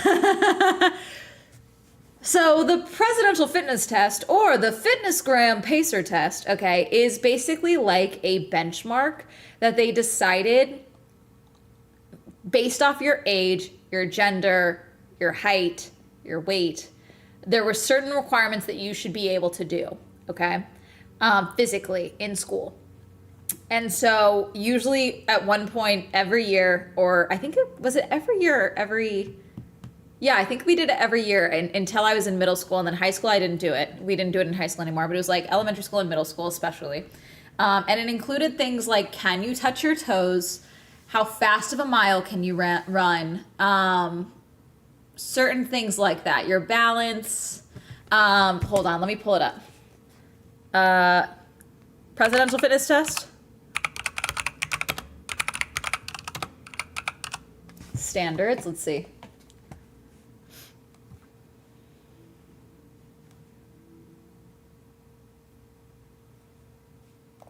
According to Wikipedia, the Presidential Fitness Test is a national physics fitness testing program conducted in the United States public and middle school and high schools in the late 1950s until 2013. This makes sense. Okay, until 2013, this makes sense. Guys, I went to high school in 2012, so that totally makes sense that when I was in middle school, was I one of the last fuckers to have to do this? Oh, wait. Only July 31st, 2025, President Donald Trump signed an executive order, that's right, to reinstate the presidential fitness test in public schools nationwide. Our fattest, ugliest president reinstated the sorry, he's probably not the no, he's the ugliest. He's probably not the fattest. Our least healthy president ever. Our oldest president-elect ever is going to be... I'm assuming different schools may have reinstated it. I'm assuming. He's not the fattest. Yeah, probably not the fattest. He is the ugliest, in my opinion. But that's just fucking me, okay? Anyways, this old fuck, okay, is making these he can't do the presidential fitness test. He can't, okay? National interest in physical fitness testing existed in the United States since the late 1800s. Early testing generally focused on metric measurements such as lung capacity and strength assessment, and was facilitated by organizations that emerged in the time, such as the American Association of Advancement of Physical Education and the American Alliance of Health, Physical Education, and Recreation. AFPR. Sorry, I'm trying to say the acronym. By the early 1900s, physical testing. Okay, the Weber. Is this the fitness? Where's the FitnessGram Pacer test? That's the one that was one of them. That was the line that I heard a lot. Don't give me the history. What are the requirements? Running 1 mile, performing as many sit-ups as possible in 60 seconds.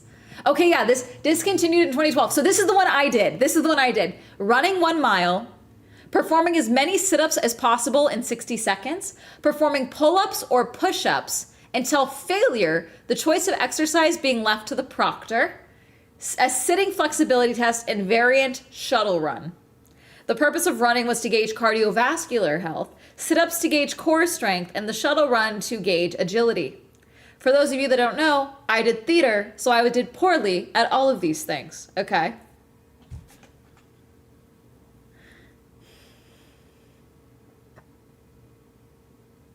I went to high school in Texas in 3 different high schools and never had this test.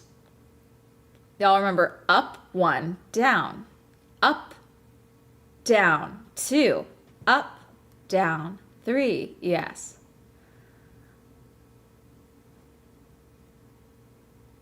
The FitnessGram Pacer test haunts me more than the Pacer test. I would never be able to do push-ups now. I haven't been able to do it. Apparently there is a way that you can do the women. There's actually like a better way for us to do push-ups so that we can do standard push-ups. I don't remember the actual format, but there is like a way that our wing, like literally the way our lungs are, there's like a better angle for us to have our arms at, but I don't remember what it was. I've never been able to do a pull-up, but that's because I don't have upper body strength. Anyways, we are back to doing this. That completely Creepy shocked things. him and his partner. No more They traumatizing me decided with my middle school years. to explore the abandoned Branagar Hospital. Tucked Branagar. away in the hills of North Branagar. Wales lies the decaying shell of Branagarth Hospital. Once a proud Victorian workhouse, Yeah, sprint when it beeps. later transformed into a prison and then a hospital for the dying. A Behind these hospital for the walls, dying. thousands Sorry, live their I'm really not final trying to make fun of days someone's in accent. Pain and isolation. From the cries of the poor to the silence of the locked wards, this place has always been a dumping ground for society's forgotten. They began walking through the halls, and honestly, abandoned hospitals are always incredibly creepy. Maybe it's because of all the people who passed away there and the suffering those walls witnessed. The suffering those walls witnessed? Bro, what am I even saying? What am I, a poet? You're an AI. Not talking about ghosts or anything yet. It's just naturally unsettling. But what happens next in this video really makes you start thinking about the possibility of something supernatural too. Your waiting rooms. Whoa. I'm here for the chaos. Me as a ghost. Chaos. Did you hear that on the glass? Me as a ghost.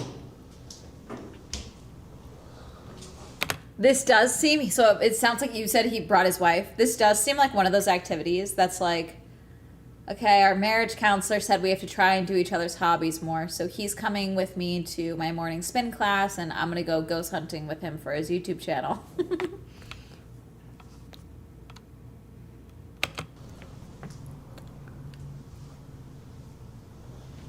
You wanna wait there? Just hold that door maybe. Really tapping on the glass.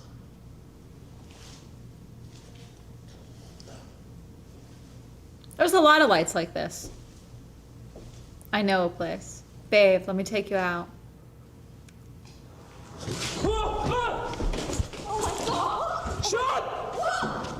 What?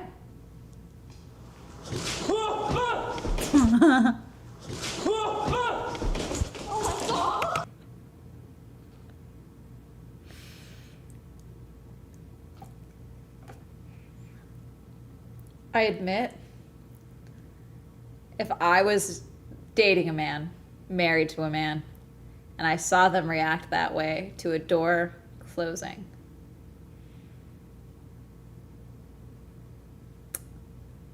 and I had to watch this footage because they posted it, I think we're breaking up. I don't, like, I understand being like, ah, but like the screaming and the, ah, you know, like there's a lot happening. Like this is, I'm so sorry, I'm getting the ick. Like there's too much. It's a bit much.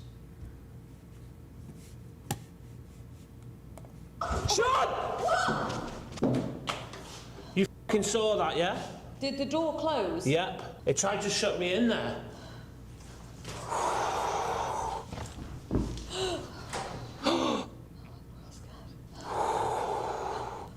You crying? No, I want to though. How crazy is that? Because it literally said, go left, and I went down there, and then it tried to shut me in the room. Did you see anything? No, I just heard the door.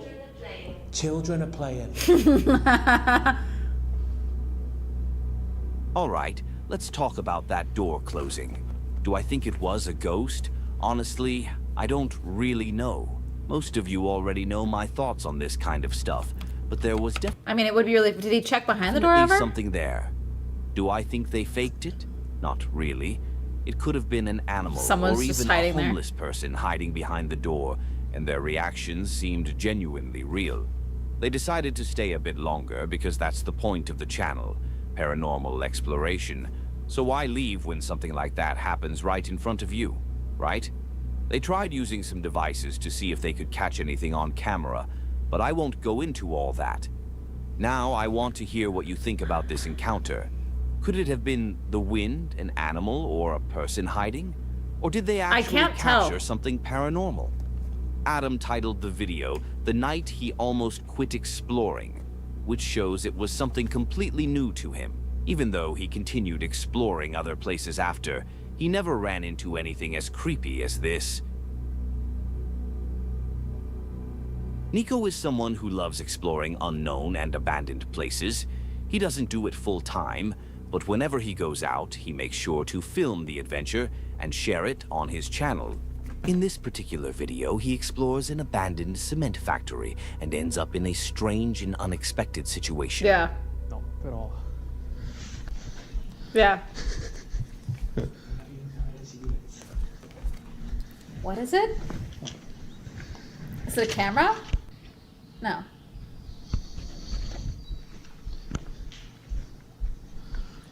Cazzo è sta roba? No! Kev, siamo sospesi nel vuoto.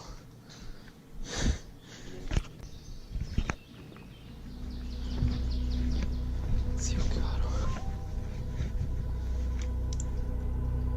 The place was completely abandoned and located in a very remote area, far from any main roads or cities, with none of the usual city noises, no cars, no people around. It seemed like they'd be completely alone, but while they were outside trying to find Chemicals, another mold, way in, asbestos, they ran tetanus. into something unexpected. Ma cos'è? Ah no, sì, dove eravamo prima. Fermo, figa. Oh, that's a person. It's the way you guys stood there for far too long, actually. You should have ran sooner.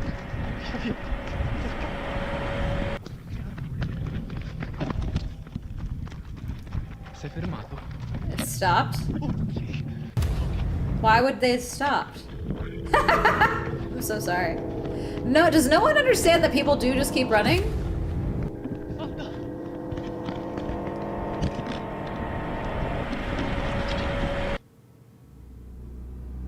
That man suddenly started running after them. Nico says his friend actually fell right after they turned off the camera, but still managed to get away. Now, who was that man? The freeze reaction in fight or flight is so guard. real. That's I not what that don't think was. so. They thought they were place was hoping covered. they were hoping he didn't see them, and then he started chasing them, which is why they ran. It wasn't fight. It wasn't a freeze. It was they were hoping he didn't see them, so they were trying not to make noise. But then he started sprinting at them. In graffiti and drawings, showing that people had spent time there without anyone stopping them. So, who was he?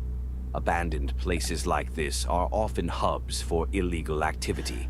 Gangs meeting, discussions about drug sales, homeless Gangs people meeting? staying What are we there, talking and about, more. Wilderness? It's possible the person chasing them was Whispers, just a you're gang being member crazy. who happened to be What? there and thought the boys were up to something they shouldn't be seeing. No, because why would Of they course, this is just a chase you theory. like that? The real reason is unknown, What? but what matters is that they escaped, which is a reminder of how unpredictable abandoned places can be. I think it's just a security Vacant Haven person. is a channel dedicated to exploring abandoned places.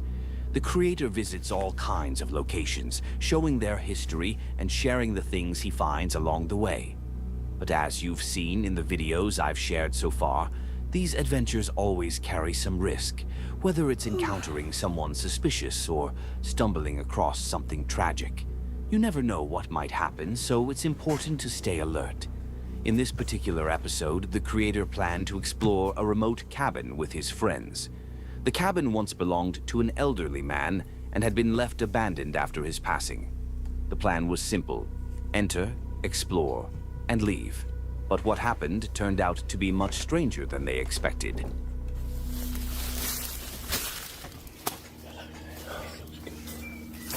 They Got cars and sheds there.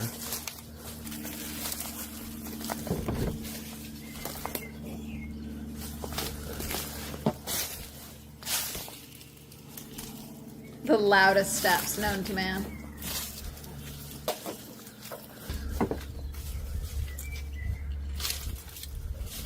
Yeah. This is fully a junkyard.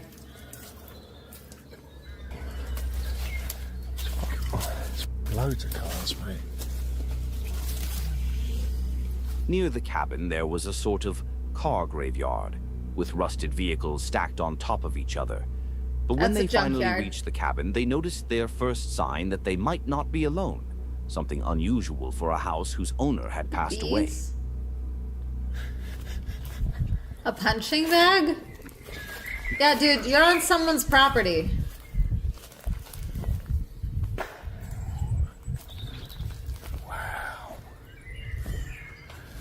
It's like a horror film, Ed.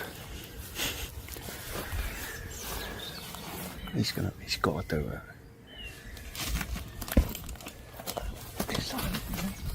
There's someone in there.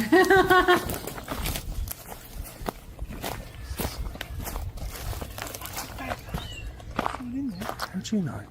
I heard noise. This is like a horror film, mate. Yeah, you guys are in the most. You guys. Oh, God. It's the way he ran in, like, lowercase. First, he ran into frame in lowercase. And then it was the huffle, and then they're like, whoa, whoa, whoa, what are you talking about? Like, there's no door. Like, there was no door. So he just looked inside someone's place and saw a bed or something. Oh, you... Don't go back.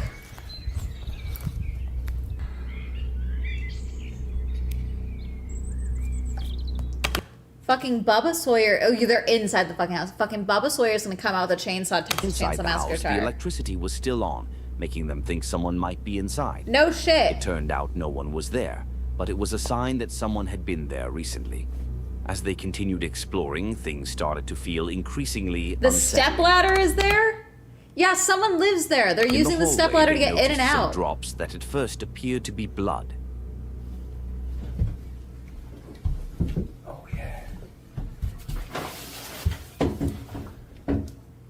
That looks like paint, not blood. That looks like paint. Yeah, someone's living there, dudes.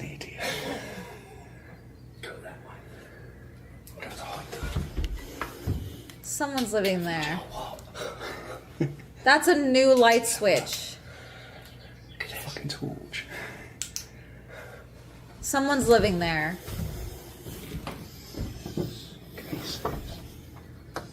You guys are idiots. God.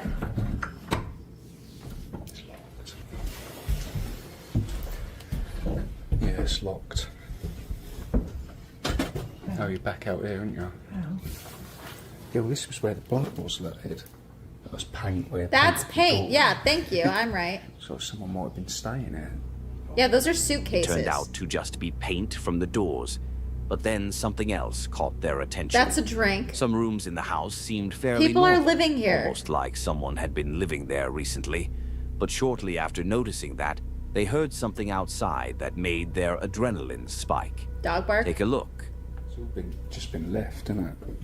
Oh. This cut. Someone lives there. Someone lives there.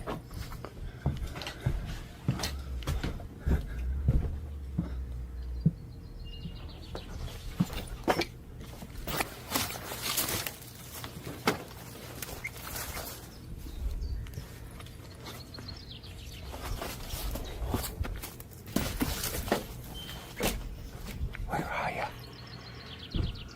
They're opening the gates. Which way? Hang on, which way do we go? Go that way.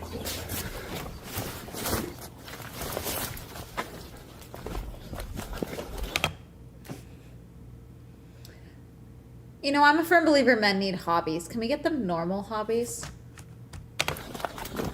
Yeah. No, this is insane. But sure, let's knock shit over. The loudest steps possible.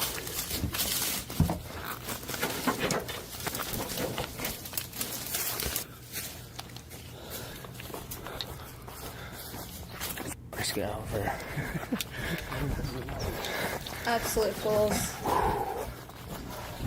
That was a bit, maybe they... Get the door open. They slash their tires. Door open, quick. Keep it rolling. They ran straight to their vehicle and left the area, all while the man who had arrived watched them, captured on camera as they filmed him. No one knows who he was or It's what could his have happened fucking if home they had with a stayed. car seat. Now You the guys have question is, children? were they actually in a house where God. someone was still living, or was the person who showed up just doing the same thing they were, exploring? If it had Jesus. been the owner of the property, things could have gotten messy if one of them had been caught. Luckily, they managed to escape. What we do know for sure is that if someone was actually living there, the group had no idea about it. The creator clearly states in his channel description that they never break into locations they visit, which makes it clear they genuinely believed the house was empty. That door was locked and they found a way to open it, so I call bullshit. That's it for today. Thank you so much for watching. If you enjoyed these kinds of videos, don't forget to hit that like button and Alright, subscribe for let's- more. Let's see, what's one we haven't watched? God, we've watched so many of these. Oh, we've got arrows. Thank God, I was worried about the arrows. You guys want dash cam footage? You want forest encounters? You want... We got mountain encounters. Dash cam. We got forest, mountains, dash cam. Okay, let's start with dash cam. It's only 12 minutes. On March 30th, 2014, I think I've seen this clip a man before. and his daughter were driving late at night on a road near a forest, somewhere outside Warsaw, Poland, when things suddenly took a turn. Literally.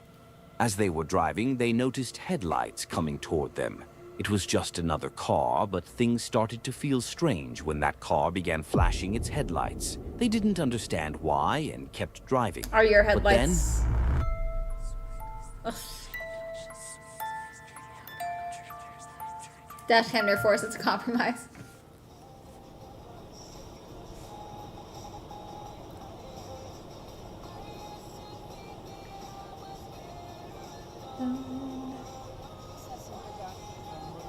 Oh shit!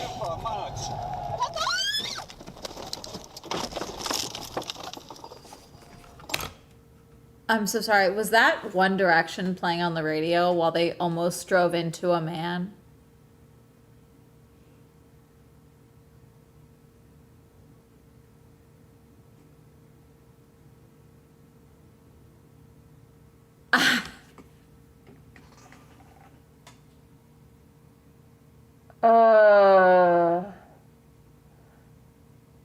Sorry, that put just such a pit in my stomach.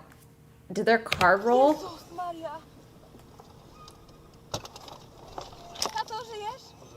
Are you alive? Aw.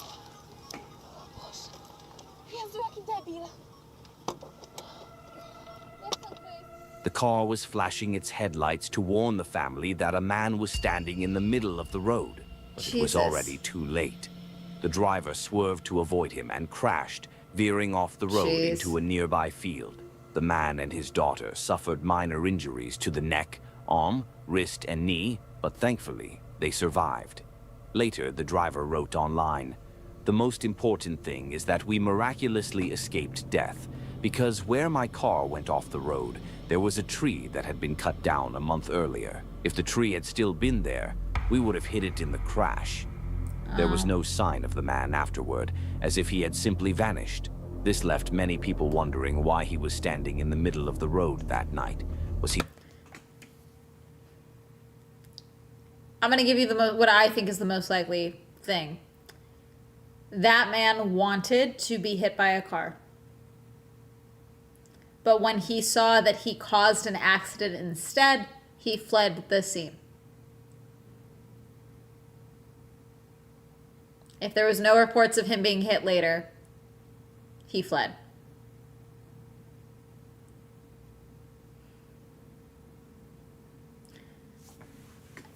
There are some people that have tried that method and they usually realize, if not, they realize they want to live, but they realize that they could be taking someone with them that wants to live, basically, if that. So that may have been like, oh, holy shit, you know, and made them leave. I don't like the scenario. I'm glad they're okay. I hope that person's also okay. Was he trying to take his own life? Was he drunk and unaware of where he was? Nah, he was Or standing were in the middle of the there road. darker, more disturbing reasons He was standing in behind the middle his of the road. presence? The important thing is that everyone involved survived in the end. This trucker was driving alone on a highway in the middle of the night. It was dark and it seemed like he was the only one on the road, but little did he know, he wasn't.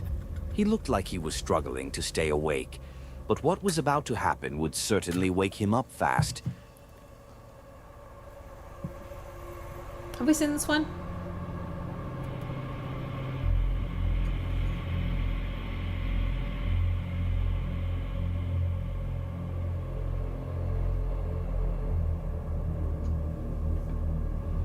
Oh, that's a person. What the fuck?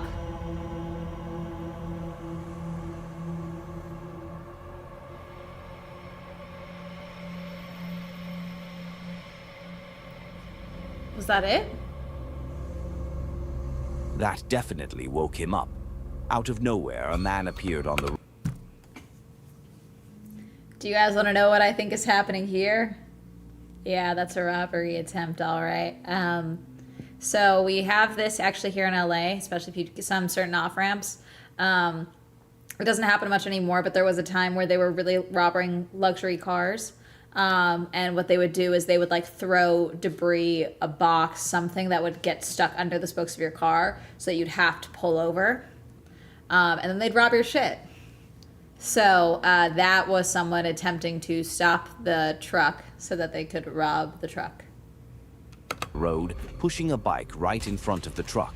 Yeah. The driver quickly realized this was probably a robbery attempt and kept driving, shaking his head in disbelief. And honestly, that's probably exactly what it was.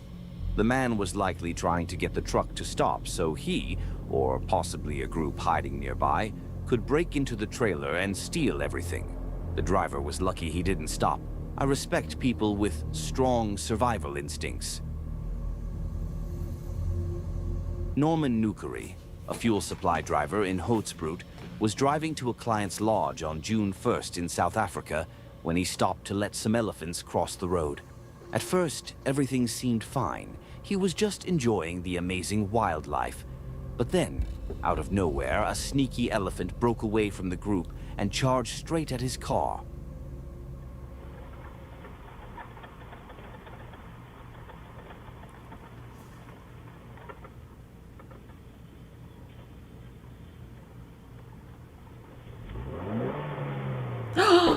Holy shit!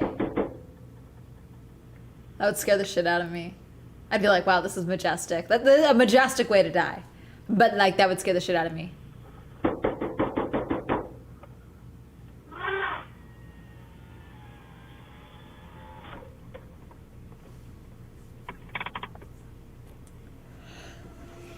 Damn. Norman started revving his engine and banging on the car door to scare the elephant away. For a moment, it seemed to work. The elephant backed off, but then it suddenly had a you-know-what moment and charged back. And this time, it didn't stop. Oh.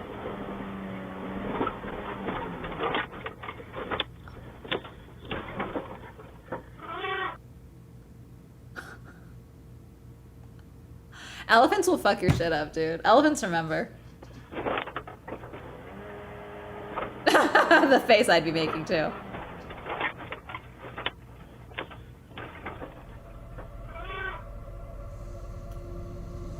The man had a two-way dash cam that captured his reaction, and let me tell you, He was it carrying terrifying, and for good reason. thing. Like, the see, elephant smashed into the car, lifted it, and pushed it back Jeez. like it was nothing. Fortunately, it eventually retreated to join its herd and didn't cause any more damage. But it's safe to say that if it had wanted to, it could Yeah, have he's done a hauling lot stuff. more. He can't. It's hard to The back up driver with, stayed like, as you can inside see. the truck and only felt safe once the Rangers arrived. In the end, Jesus. thankfully, he walked away unharmed. Now, if you got here, that means you like what you're seeing, right? So how about hitting that subscribe and like buttons? And if you truly enjoy it, You might as well hype the video and click the bell icon No. to be notified when I post. Also, No. take a look at this awesome merch. Maybe No. you'll like something. No. A man who goes by the name Bear with Hat on YouTube once shared a disturbing experience that happened to him in June 2016. He explained the situation in detail so the context is clear. He was leaving a friend's house in Keller, Texas, when he noticed a car following him. He pretended to enter the highway, then at the last second, switched to the service road. When he reached the next overpass, the car had exited as well and was waiting for him at the light. At that point, he made a U-turn under the overpass and crossed to the other side of the highway, then pulled over. The car pulled over behind him, confirming they were definitely following him. At the next intersection, he turned right and stopped in a turning lane in front of a hospital. That's when he took out his phone and started recording, planning to capture their license plate. But then, this happened.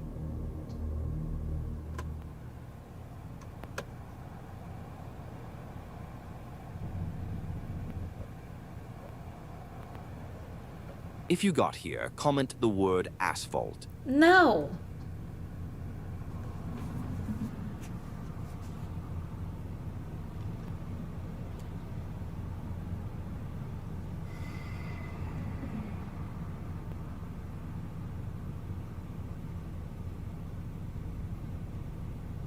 Oh.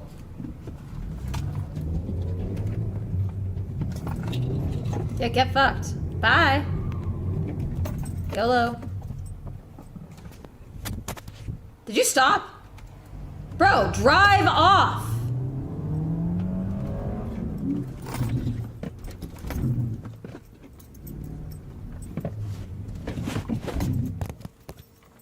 Holy shit.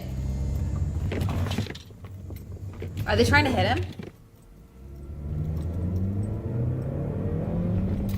This isn't a dash cam. No screaming, no swearing, completely calm. He handled the situation perfectly.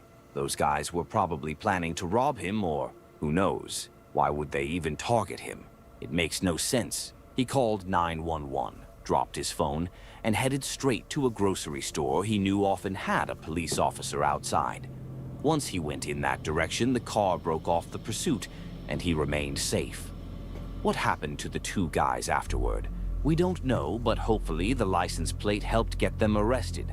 Now, can we just take a moment to appreciate the fact that his Hyundai Elantra gapped that Dodge Challenger? A group of friends were driving down a road near a forest in Kerala, India, and were recording the fog with their camera because it was so thick and eerie, making it hard to see what was ahead. But suddenly, they drove past something strange. Take a look.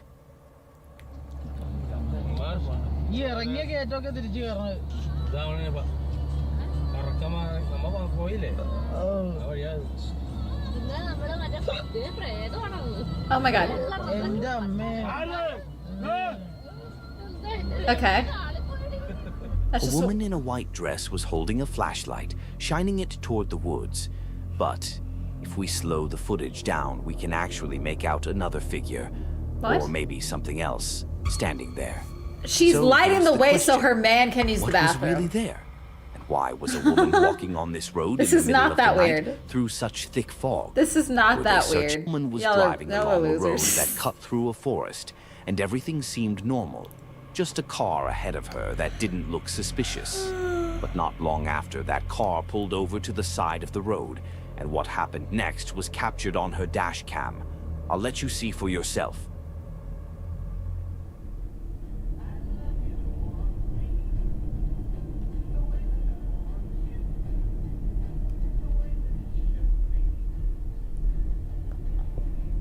Why is this shot like it's not fully rendered? Oh, is this another one of those? Yep. Come on now, quit. Oh, I've seen this.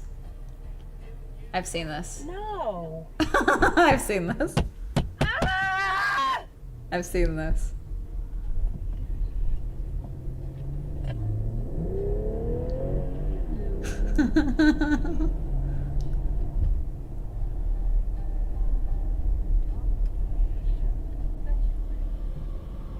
Out of the car came two men, armed Yeah, as soon as someone does that to me, I'm driving around you because you're not doing that shit to me.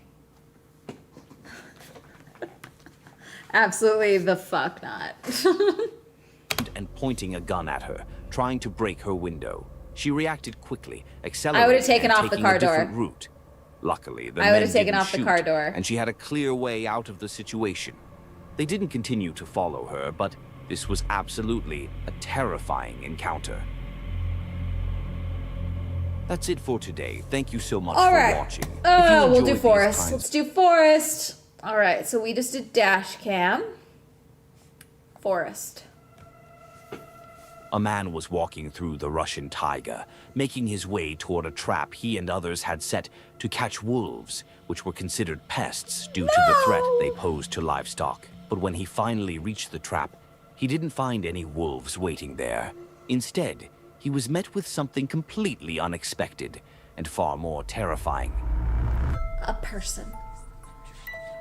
Is it a person?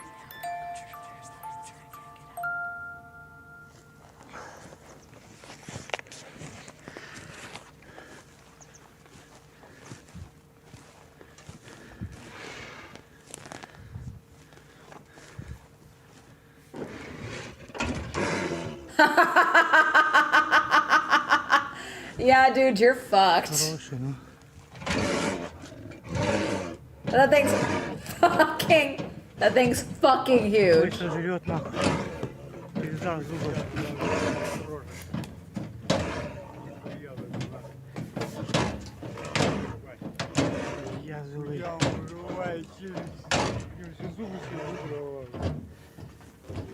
What the fuck do you even do? Yeah, the first thing that comes to mind is who built that cage. I just know the guy who welded that thing is probably so proud of himself right now. Jesus. That is terrifying. That's insane. Seeing a bear that angry and aggressive really makes you think about what would have happened to the cameraman if it had managed to break free. The man was suddenly stuck in a very difficult situation. The trap was designed for wolves, not for a bear, and now there was a fully grown, furious bear trapped inside it. But leaving it there wasn't an option either because the bear would have eventually died. At the same time, let's be honest, who would willingly get close enough to deal with that? Fortunately, the bear was eventually released. I don't have details on how they managed to do it, but whoever handled that situation and set the bear free had to be incredibly brave. Victoria is a woman who, a few years ago, decided to convert a Jeep into a camper and fully commit to van life, traveling around and sharing the experience online. She posted plenty of videos showing both the good and the bad sides of that lifestyle, but most of the time it looked exciting, and people really enjoyed following her journey. However, one night, things went very differently. In this video, she was heading into the forests of New York to try out a free dispersed camping spot, something she never tried before. So I save so much money when I'm here, which I'm saving money right now to go international and do van life internationally. We're gonna do that first. Then I'm going to, for the first time ever, I'm gonna find free dispersed camping, probably in New York. I'm gonna go to New York today. And I've never done this in this area, so I don't know what I'm gonna find. Hopefully it works out. Hopefully I'll have somewhere to sleep today. But let's get some groceries first. After driving around for a while, she eventually found a spot and decided to park her van there. I'm not much of a hiker, but these woods are so serene. It's very nice out here. I want to tell you guys what I'm doing after this. I'm going somewhere else. There's something that makes me incredibly uncomfortable. That's the thought of driving in a different country. It's not like an actual campsite. In America, it's like in little cities and stuff, patches and a it's country free. I've never done before. It's just something that I feel like, oh, I can't do that. I booked a flight to do just that. This is a huge challenge for me that I want to overcome to kind of gain more confidence. Is this relevant I feel to like the this will open point? a door to Forest looked beautiful. It was quiet, peaceful, and it really felt like nothing could disturb her out there, right? Well, wrong. As the night went on, she eventually fell asleep. But around 1:30 a.m., she was suddenly woken up by the sound of another car pulling up right next to her van. What the fuck?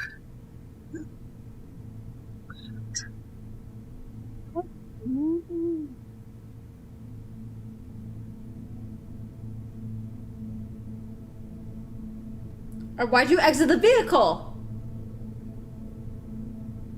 You guys gonna kick me out of this spot? Why'd you get out of the car? Are you guys gonna move your truck so I can at least leave? You Get gonna back. Move your truck so I can leave? Huh? Well, it's kind of weird that I was. Well, I am. Well, now I have to like leave because there's no way I can sleep like this. Can you at least ask, like, or say excuse me or something? Like, I was camped here. I understand. We told you we didn't know there was anybody in there. Right, but can you like say like yeah, but it's just common courtesy to say sorry. I didn't realize. Is it okay if we camp here? But it's like this is the spot that I got. It's just strange. Oh, they're assholes. Like I don't know. A group of people pulled up and parked their van right next to Victoria's truck, so close that she literally couldn't leave, even if she wanted to. Imagine waking up in the middle of the night and realizing you're blocked in like that. Your mind immediately starts racing. She tried to talk to them, but they acted like she wasn't even there, completely ignoring everything she said. Eventually, they did move their vehicle, but the whole situation was strange. They just showed up, took over her spot, and behaved like it belonged to them. Those are honestly the worst kind of people, and unfortunately, Victoria ended up leaving because of it. At least they let her go, but saying they didn't know she was there makes no sense. A whole van parked there is a pretty clear sign that someone's around. Still, I'm just glad it didn't escalate into something worse. MKP Studio is a channel where the creator enjoys exploring deep, remote forests, places often connected to mysteries and unsettling stories. And when you spend enough time in locations like that, you're bound to come across some strange things. That's exactly what happened. It's not their property because they are on the dispersed camping. That's like public land. It's not private land. It sounds like she could have ended up on their property, but even what they said, we didn't realize someone was in there. They saw a car and just parked in a way that car couldn't leave. Either way, it's weird as shit. From a driving perspective, it's shitty. Okay, they saw a camping spot then saw a car parked in it, and because they didn't see a tent, they just assumed the car was abandoned and blocked the car in, which is dumb.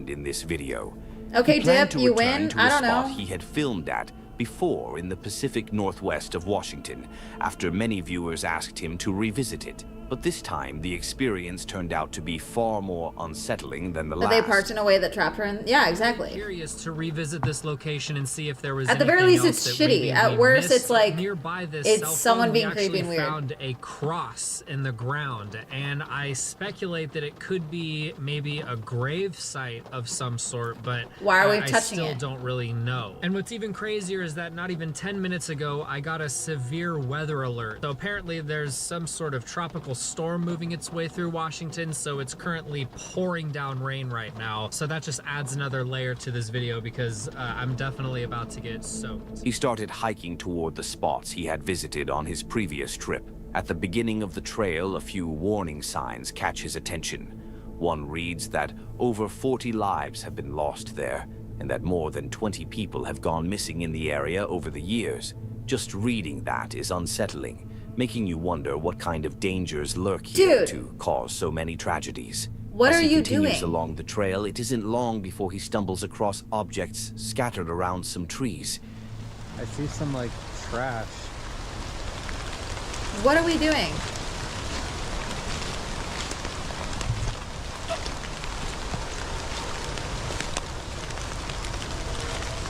Yo, it's a suitcase and a tire.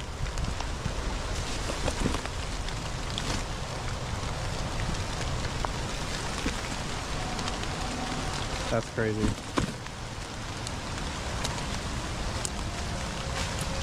So I think we're just gonna keep hiking up there and see what else we can find. But we got ourselves a tire, a suitcase, and a weird-looking blanket. These objects looked like they once belonged to someone. Like a travel suitcase? A blanket? I mean, who brings a suitcase out into some random woods? Not far from that People who spot, aren't he used also to came camping? across several missing person posters and a discarded sleeping bag. What made it even more Yeah. unsettling was that inside the bag was a shotgun shell, suggesting that whoever had been there might have had dark intentions, or who knows what else. Eventually, he made it to the spot he was searching for, where the cross stood. But this time, it felt stranger. This is the area that I found the cell phone and the cross, and you can see the cross right there. It seems to have fallen over. This was the exact area where Why was we there a found circle? that phone ringing. I came down this trail near this waterfall, and I started hearing ringing, and I was trying to figure out where it was coming from. And 'Cause he's not it the was brightest, I'm right over assuming. here. So let's go see if anything's changed.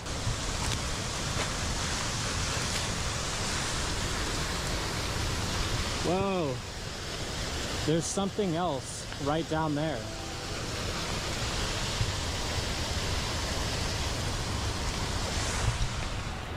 There is something else over here. Whoa. Another cross. Forgive us. It says forgive us. This was not here the last time. This was the original one that we found, but it's fallen over. But there's this new one right next to it that says forgive us. Why are we touching things? Also, What makes this spot so significant? you're annoying.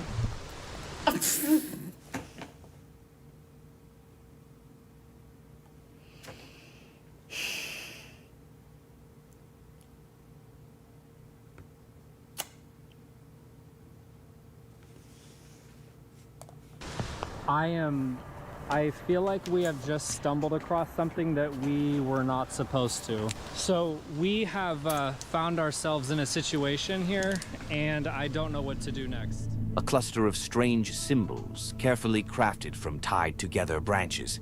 Things often linked to dark rituals and satanic practices. But as if that wasn't unsettling enough, No, what they're happened from a next movie. completely convinced him to turn around and head home. Today has been an extremely eventful trip. I can officially say that I am further now in the woods than I have ever explored. See, it's not even that I so much think that he did this shit. I think someone's fucking with him. Or fucking...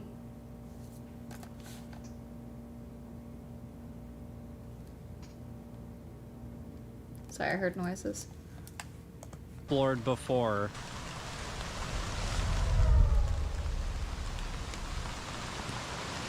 Is that not a drone? Whoa. What was that?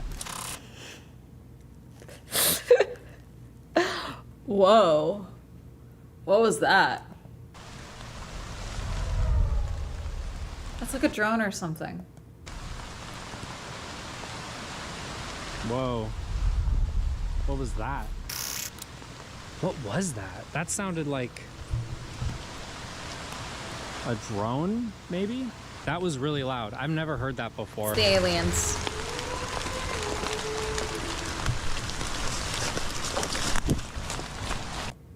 This goes And on we'll for probably so never know long. I'm what- skipping ahead.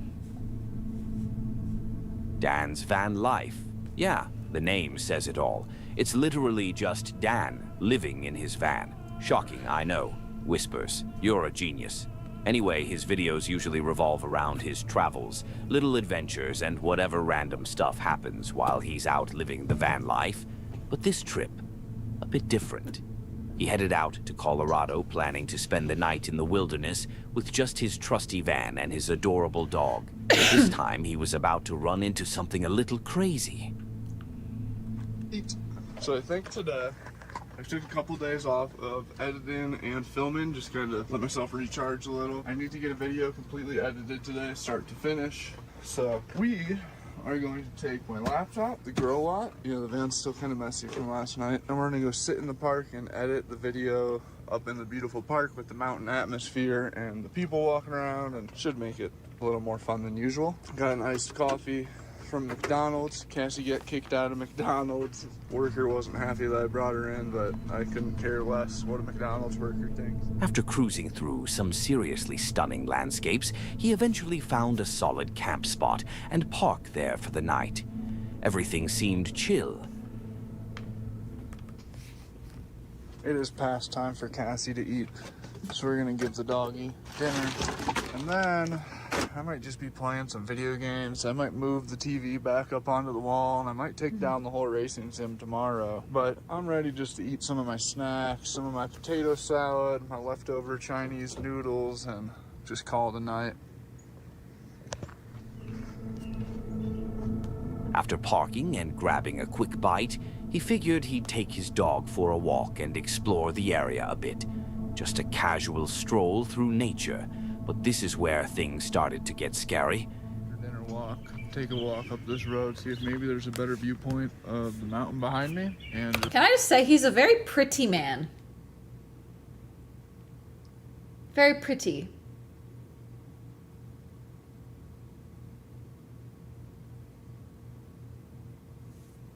He's a racing sim in his van. That's fun. just check it out. Kind of cool right off the bat. Looks like horse poop.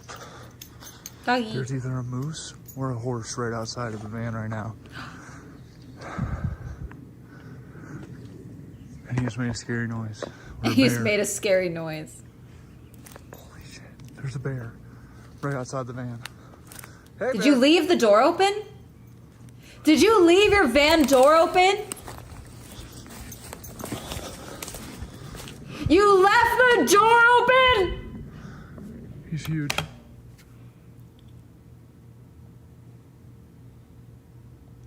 Hey man, I'm just keeping an eye on your van, bro. You left your door open. Did you know you leave your doors open on the van?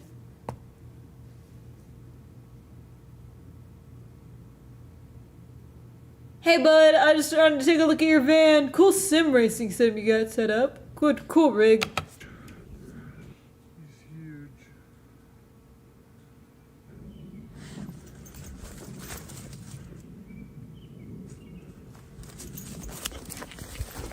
Don't let him see your dog. Don't let him see your dog. Nope, If you I'd got wait. here, comment the word I would secluded. wait. I would wait. I would wait. I would wait. I would keep yelling. If I wouldn't have said something, he was gonna go in the van. Why was your If I door wouldn't have open? hollered, Hey bear. He was about to walk his way right into the van. Stay. Cassie, sit. Sit. Hey bear. Hey big guy. Man, Dan was seriously lucky that Bear wasn't in the mood for a night snack. You could practically see the bear sizing up the situation, thinking it through, and then deciding, not worth it, before backing off.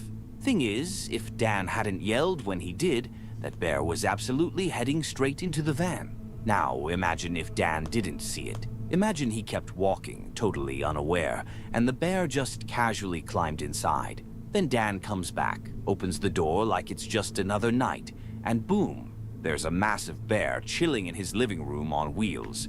That could have ended very differently, and of course, the dog wanted to make a new furry friend. Dogs are like that. They think everything's a playmate, even a 600-pound apex predator. The real win here is that Dan was paying attention.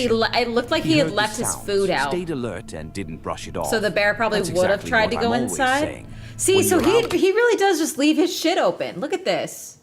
That door's, you're nowhere near your van. This is, why do you, men are weird. Men are so weird. In nature, stay sharp. Yeah, there's food. There Treat was the food. forest He like literally stepping had food still on the counter. into a stranger's house, except the stranger might be a bear. Be respectful, be alert, and don't ever assume just because you've never had a close call, you won't. That kind of thinking is exactly how people get caught off guard. This next video was sent to me by Chris, who runs a paranormal group on Facebook and YouTube called NKPS Paranormal.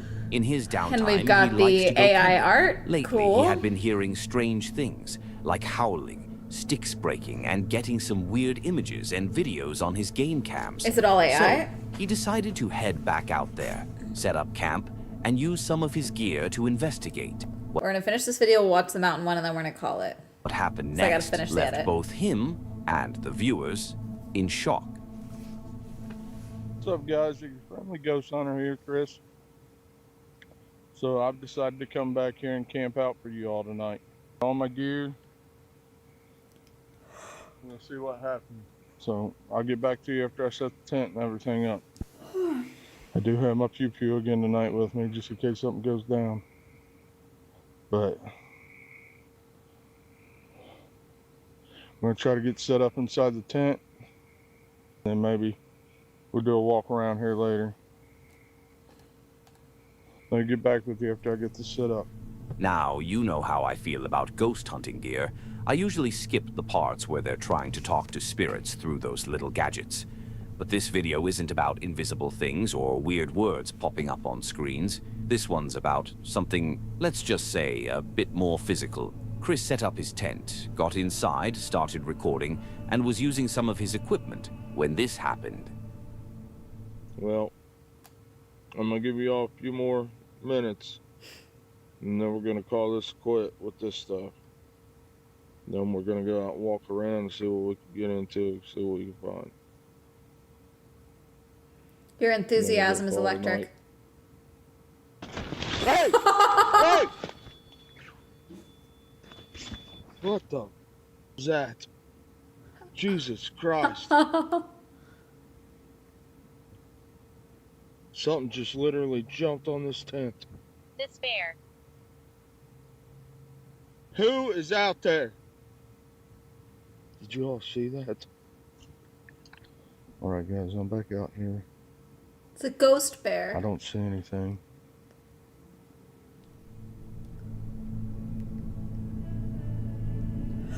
Anybody out here? Now, I don't know what that was, but I really don't think it was human. Sure, I might not believe in those ghost hunting gadgets, but I can't deny how creepy it was that, right when something hit the tent, those things started beeping like crazy. Chris got out to check, but there was nothing there. And from what he told me, he's a father of 5. He doesn't seem like the kind of guy who'd fake something just for views. So, Because he's a father of 5? That means he can't be a charlatan? What the fuck are we talking about? What do we mean?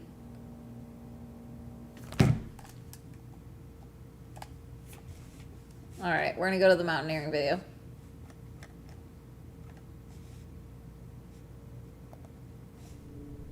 Mountain encounters. Tetsu, known offline as Tetsu Shiohara, was a Japanese live streamer whom former classmates described as a lonely man facing personal struggles, including a battle with stage 4 colon cancer. He began streaming because the small audience he had was the only group of people he felt he could interact with freely. Over time, he became fixated on climbing Mount Fuji.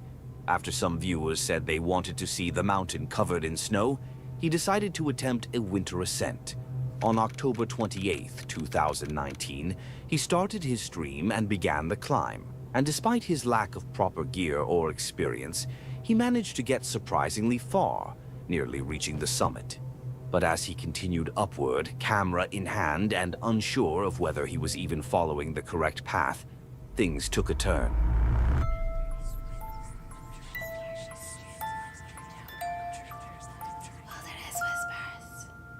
危ない。そう、なかなか危ない。ここが全て下山する。よし、岩を耐え、やばい。よし行こう。斜面になっちゃってるな。この道が埋まってね、半分ね、雪で。よし行こう、池だ。道合ってるなこれ。なんか外埋まってんだけど雪で。よ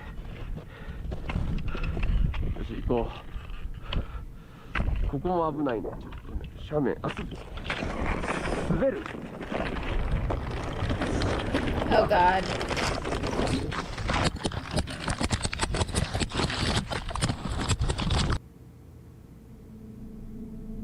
Viewers who witnessed the fall immediately contacted authorities. Rescue teams began searching the upper slopes of Fuji the next morning, focusing on the area around the 3,000-meter mark, close to where the stream seemed to cut off. For hours, crews searched the mountain. The high altitude and steep, frozen surfaces made the search extremely dangerous. But by October 30th, 2 days after the fall, rescuers located a body on the mountain's lower snowfield. The location and timing matched the fall seen on the live stream. Though authorities did not publicly confirm the identity at first, the circumstances and later reporting strongly indicated that the remains belonged to the missing climber. Unfortunately, no official details were released about equipment recovery or the state of his camera. What we do know is that the live stream captured a tragic moment, and that the rescue teams, risking their own safety, recovered a body from one of Japan's most unforgiving winter terrains. This is from a live stream. Tommy is a mountain biking enthusiast whose videos focus on all things biking. He tackles a variety of trails, downhill, challenging, or easier paths with obvious passion. In this particular video, Tommy and some friends were racing down a small mountain, speeding along the trail, when, unfortunately, one of his worst fears came true.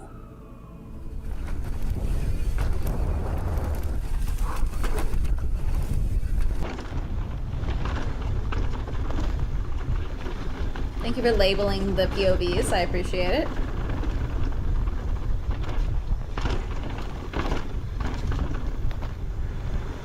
Uh-oh. At that speed, in a place like this, things can go terribly wrong in an instant. And unfortunately, that's exactly what happened. They came to a stop at a corner that looked tricky but exciting. One by one, they took the turn. Noah went first and made it successfully. Then it was Daniel's turn. Oh, God. Confident but misjudging his speed, he ended up in a dangerous situation. Here, I'll go. Oh, no, hang on. Dropping. Oh, God. Dropping. I'm so sorry. No.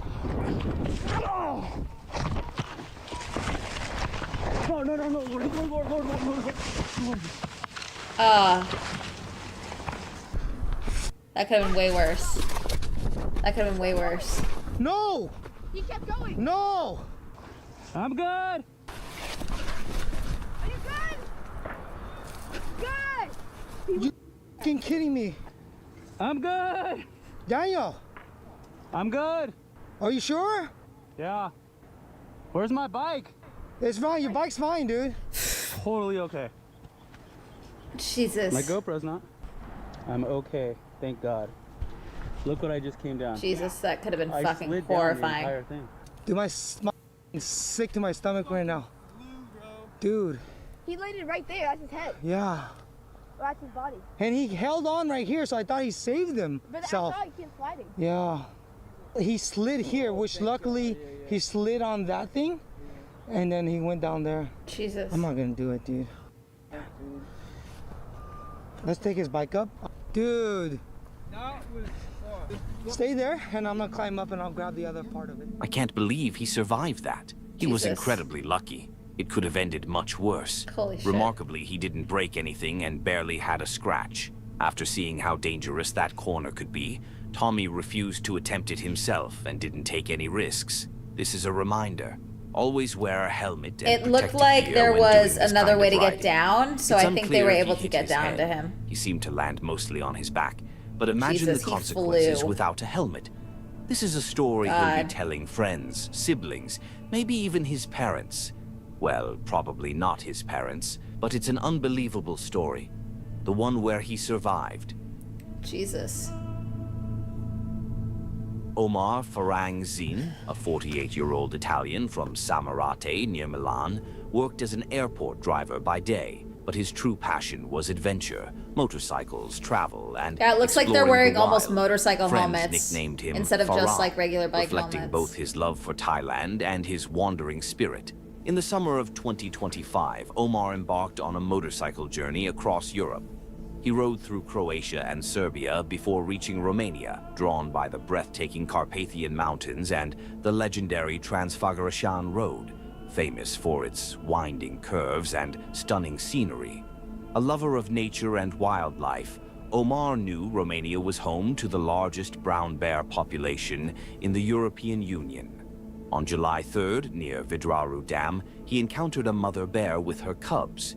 Eager for a closer look, he approached them, filming and even attempting to feed the bear, a risky move in a place where it's strongly advised never to feed wildlife. That is the greatest photo I've ever seen in my life. I want this on a shirt. I want this on a shirt. I want this on a shirt. Okay, but picture this, but with like Ollie Behrman's logo. Like, don't feed Ollie Behrman pizza. Life. My fucking God.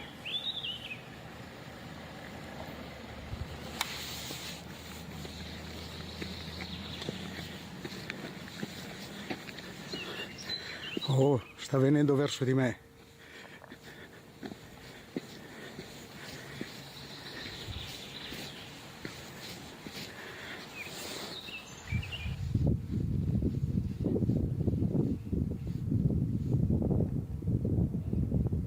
The world is so cool.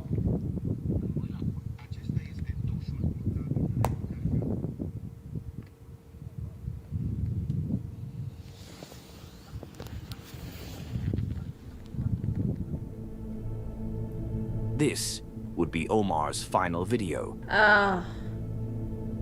Turist italian a fost omorât azi dimineață de o ursoaică cu pui pe care a încercat să o hrănească din palmă pe Transfăgărășan. În telefonul lui, polițiștii au găsit fotografii care ne arată că victima s-a apropiat nepermis de mult de animale.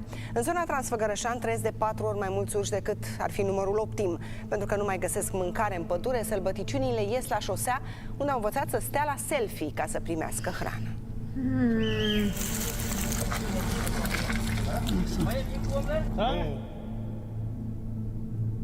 Tragically, the mother bear, protecting her cubs, attacked. Omar was mauled and dragged into a steep ravine. His motorcycle was found abandoned, and rescuers later recovered his body. The incident shocked both Italy and Romania, serving as a harsh reminder of the unpredictable dangers of wildlife encounters. Omar's story is a painful lesson. The thrill of adventure and the beauty of nature can be compelling, but respect for wild animals is essential. His spirit of exploration endures, even as his fate warns travelers worldwide. As a Romanian, I can say the Transfăgărășan Road is absolutely breathtaking, and it attracts many tourists. But here's some advice. If you see a bear, don't be fooled by how cute or seemingly friendly they look. They are wild animals. Never get out of your car and... Jesus. A group of young people were hiking a mountain when they came across a stack of large rocks beside the trail. Some of them thought it would be fun, and maybe even go viral, to push the rocks down the hill and film it. I hate what people. seemed like a simple thrill almost cost them their lives. No shit, this is so dumb. Y'all are so stupid. Y'all are so fucking stupid. Y'all are so fucking stupid. You also could have killed someone. From this angle, it might not look like much, but another perspective shows just how dangerous what they did truly Fucking was. stupid. Fucking idiots.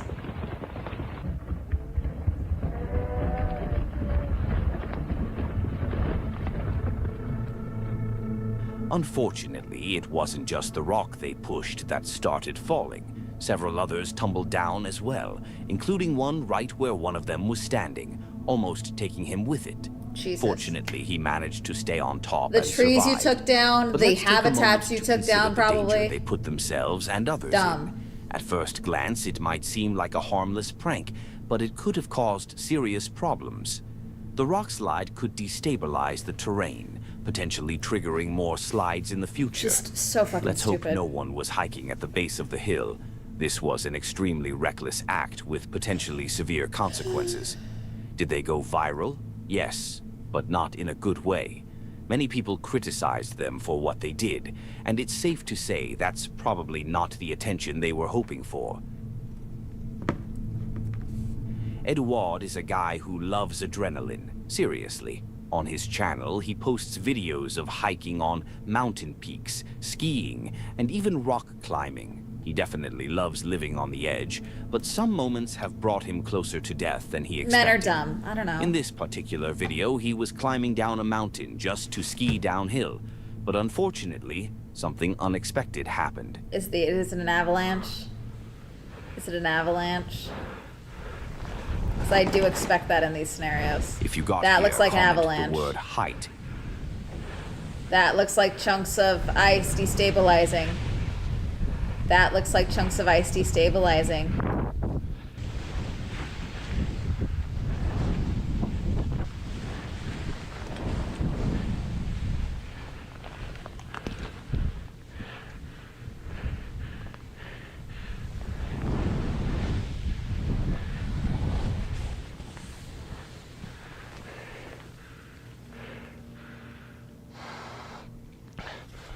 Faut faire gaffe, il y a l'arrivée ici. Oh, chaud devant l'arrivée. Merde. Yep. Mm. Ah! Ah! Oh, is it a crevasse?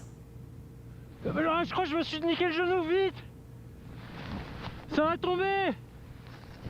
Oh, putain. Oh, he's in a crevasse. Oh, fuck. Viens me tirer. Ah, je me suis niqué le genou, je crois. Faut pas que tu te mettes en dessous de moi, sinon il y a tout qui me tombe sur la gueule. Oh. Préviens les autres.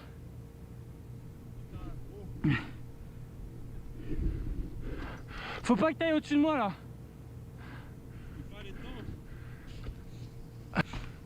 Putain, j'ai zéro corde, mec.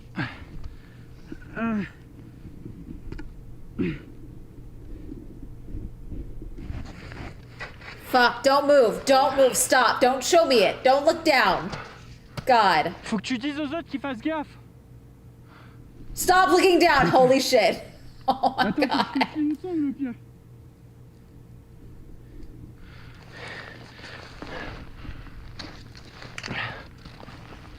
Tu l'as? Ouais. Ok. Attends. Ah, je me suis niqué le genou, je crois. The crevice was much deeper, but he appeared to stop just a few feet below the surface, still in danger of the snow collapsing on him and burying him. His friend tried to find a way to pull him out, but Edouard couldn't move much. Any sudden movement could have triggered the snow to give way again, dragging him deeper, and on top of that, he had injured his leg. Okay. Allez, allez. I hate this. Allez, bon. Allez, c'est bien. Ah, j'ai mal. Allez, super. Attends. Ah, je me suis bien fait le genou, je pense. Ah, merde. Bon, au moins, c'est pas enfoui sous la neige. Tu me sens ouais.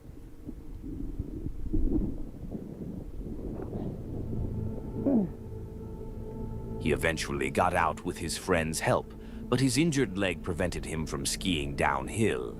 Rescue was called, and a helicopter arrived to assist him. Jesus.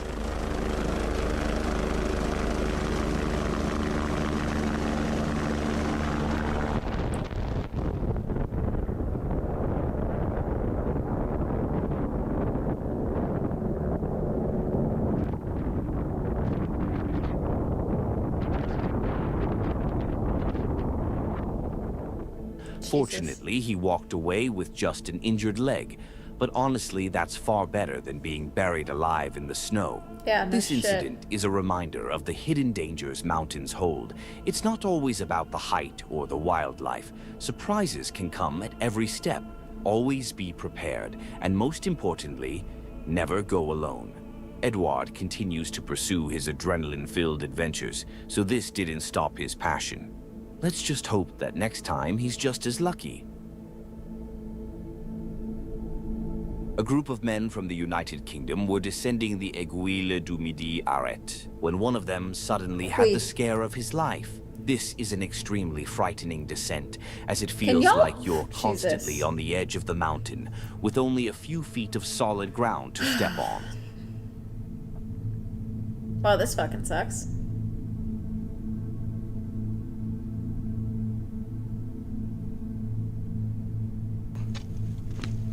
Oh, whoa, Bro! Okay. Oh, God. That wasn't good. No shit. God. Whoa. Oh, you're joking. Oh. Oh, God. Well done. Well done. He slipped, but luckily he managed to self-arrest very quick, using his ice axe to stop what could have been a fatal fall.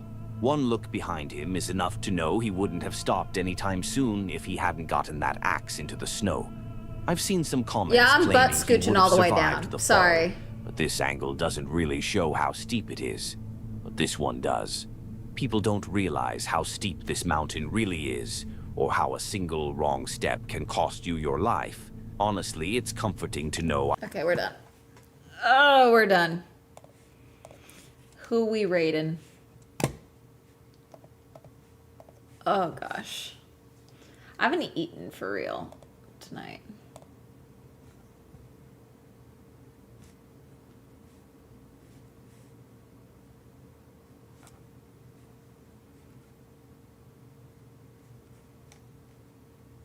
Let's see. All right, we might just call it for tonight, chat. I'm tired. We're not gonna rate out. We're just gonna call it. I will see you guys tomorrow. New video tomorrow. And God, I look tired. Alrighty, I'll see you guys tomorrow.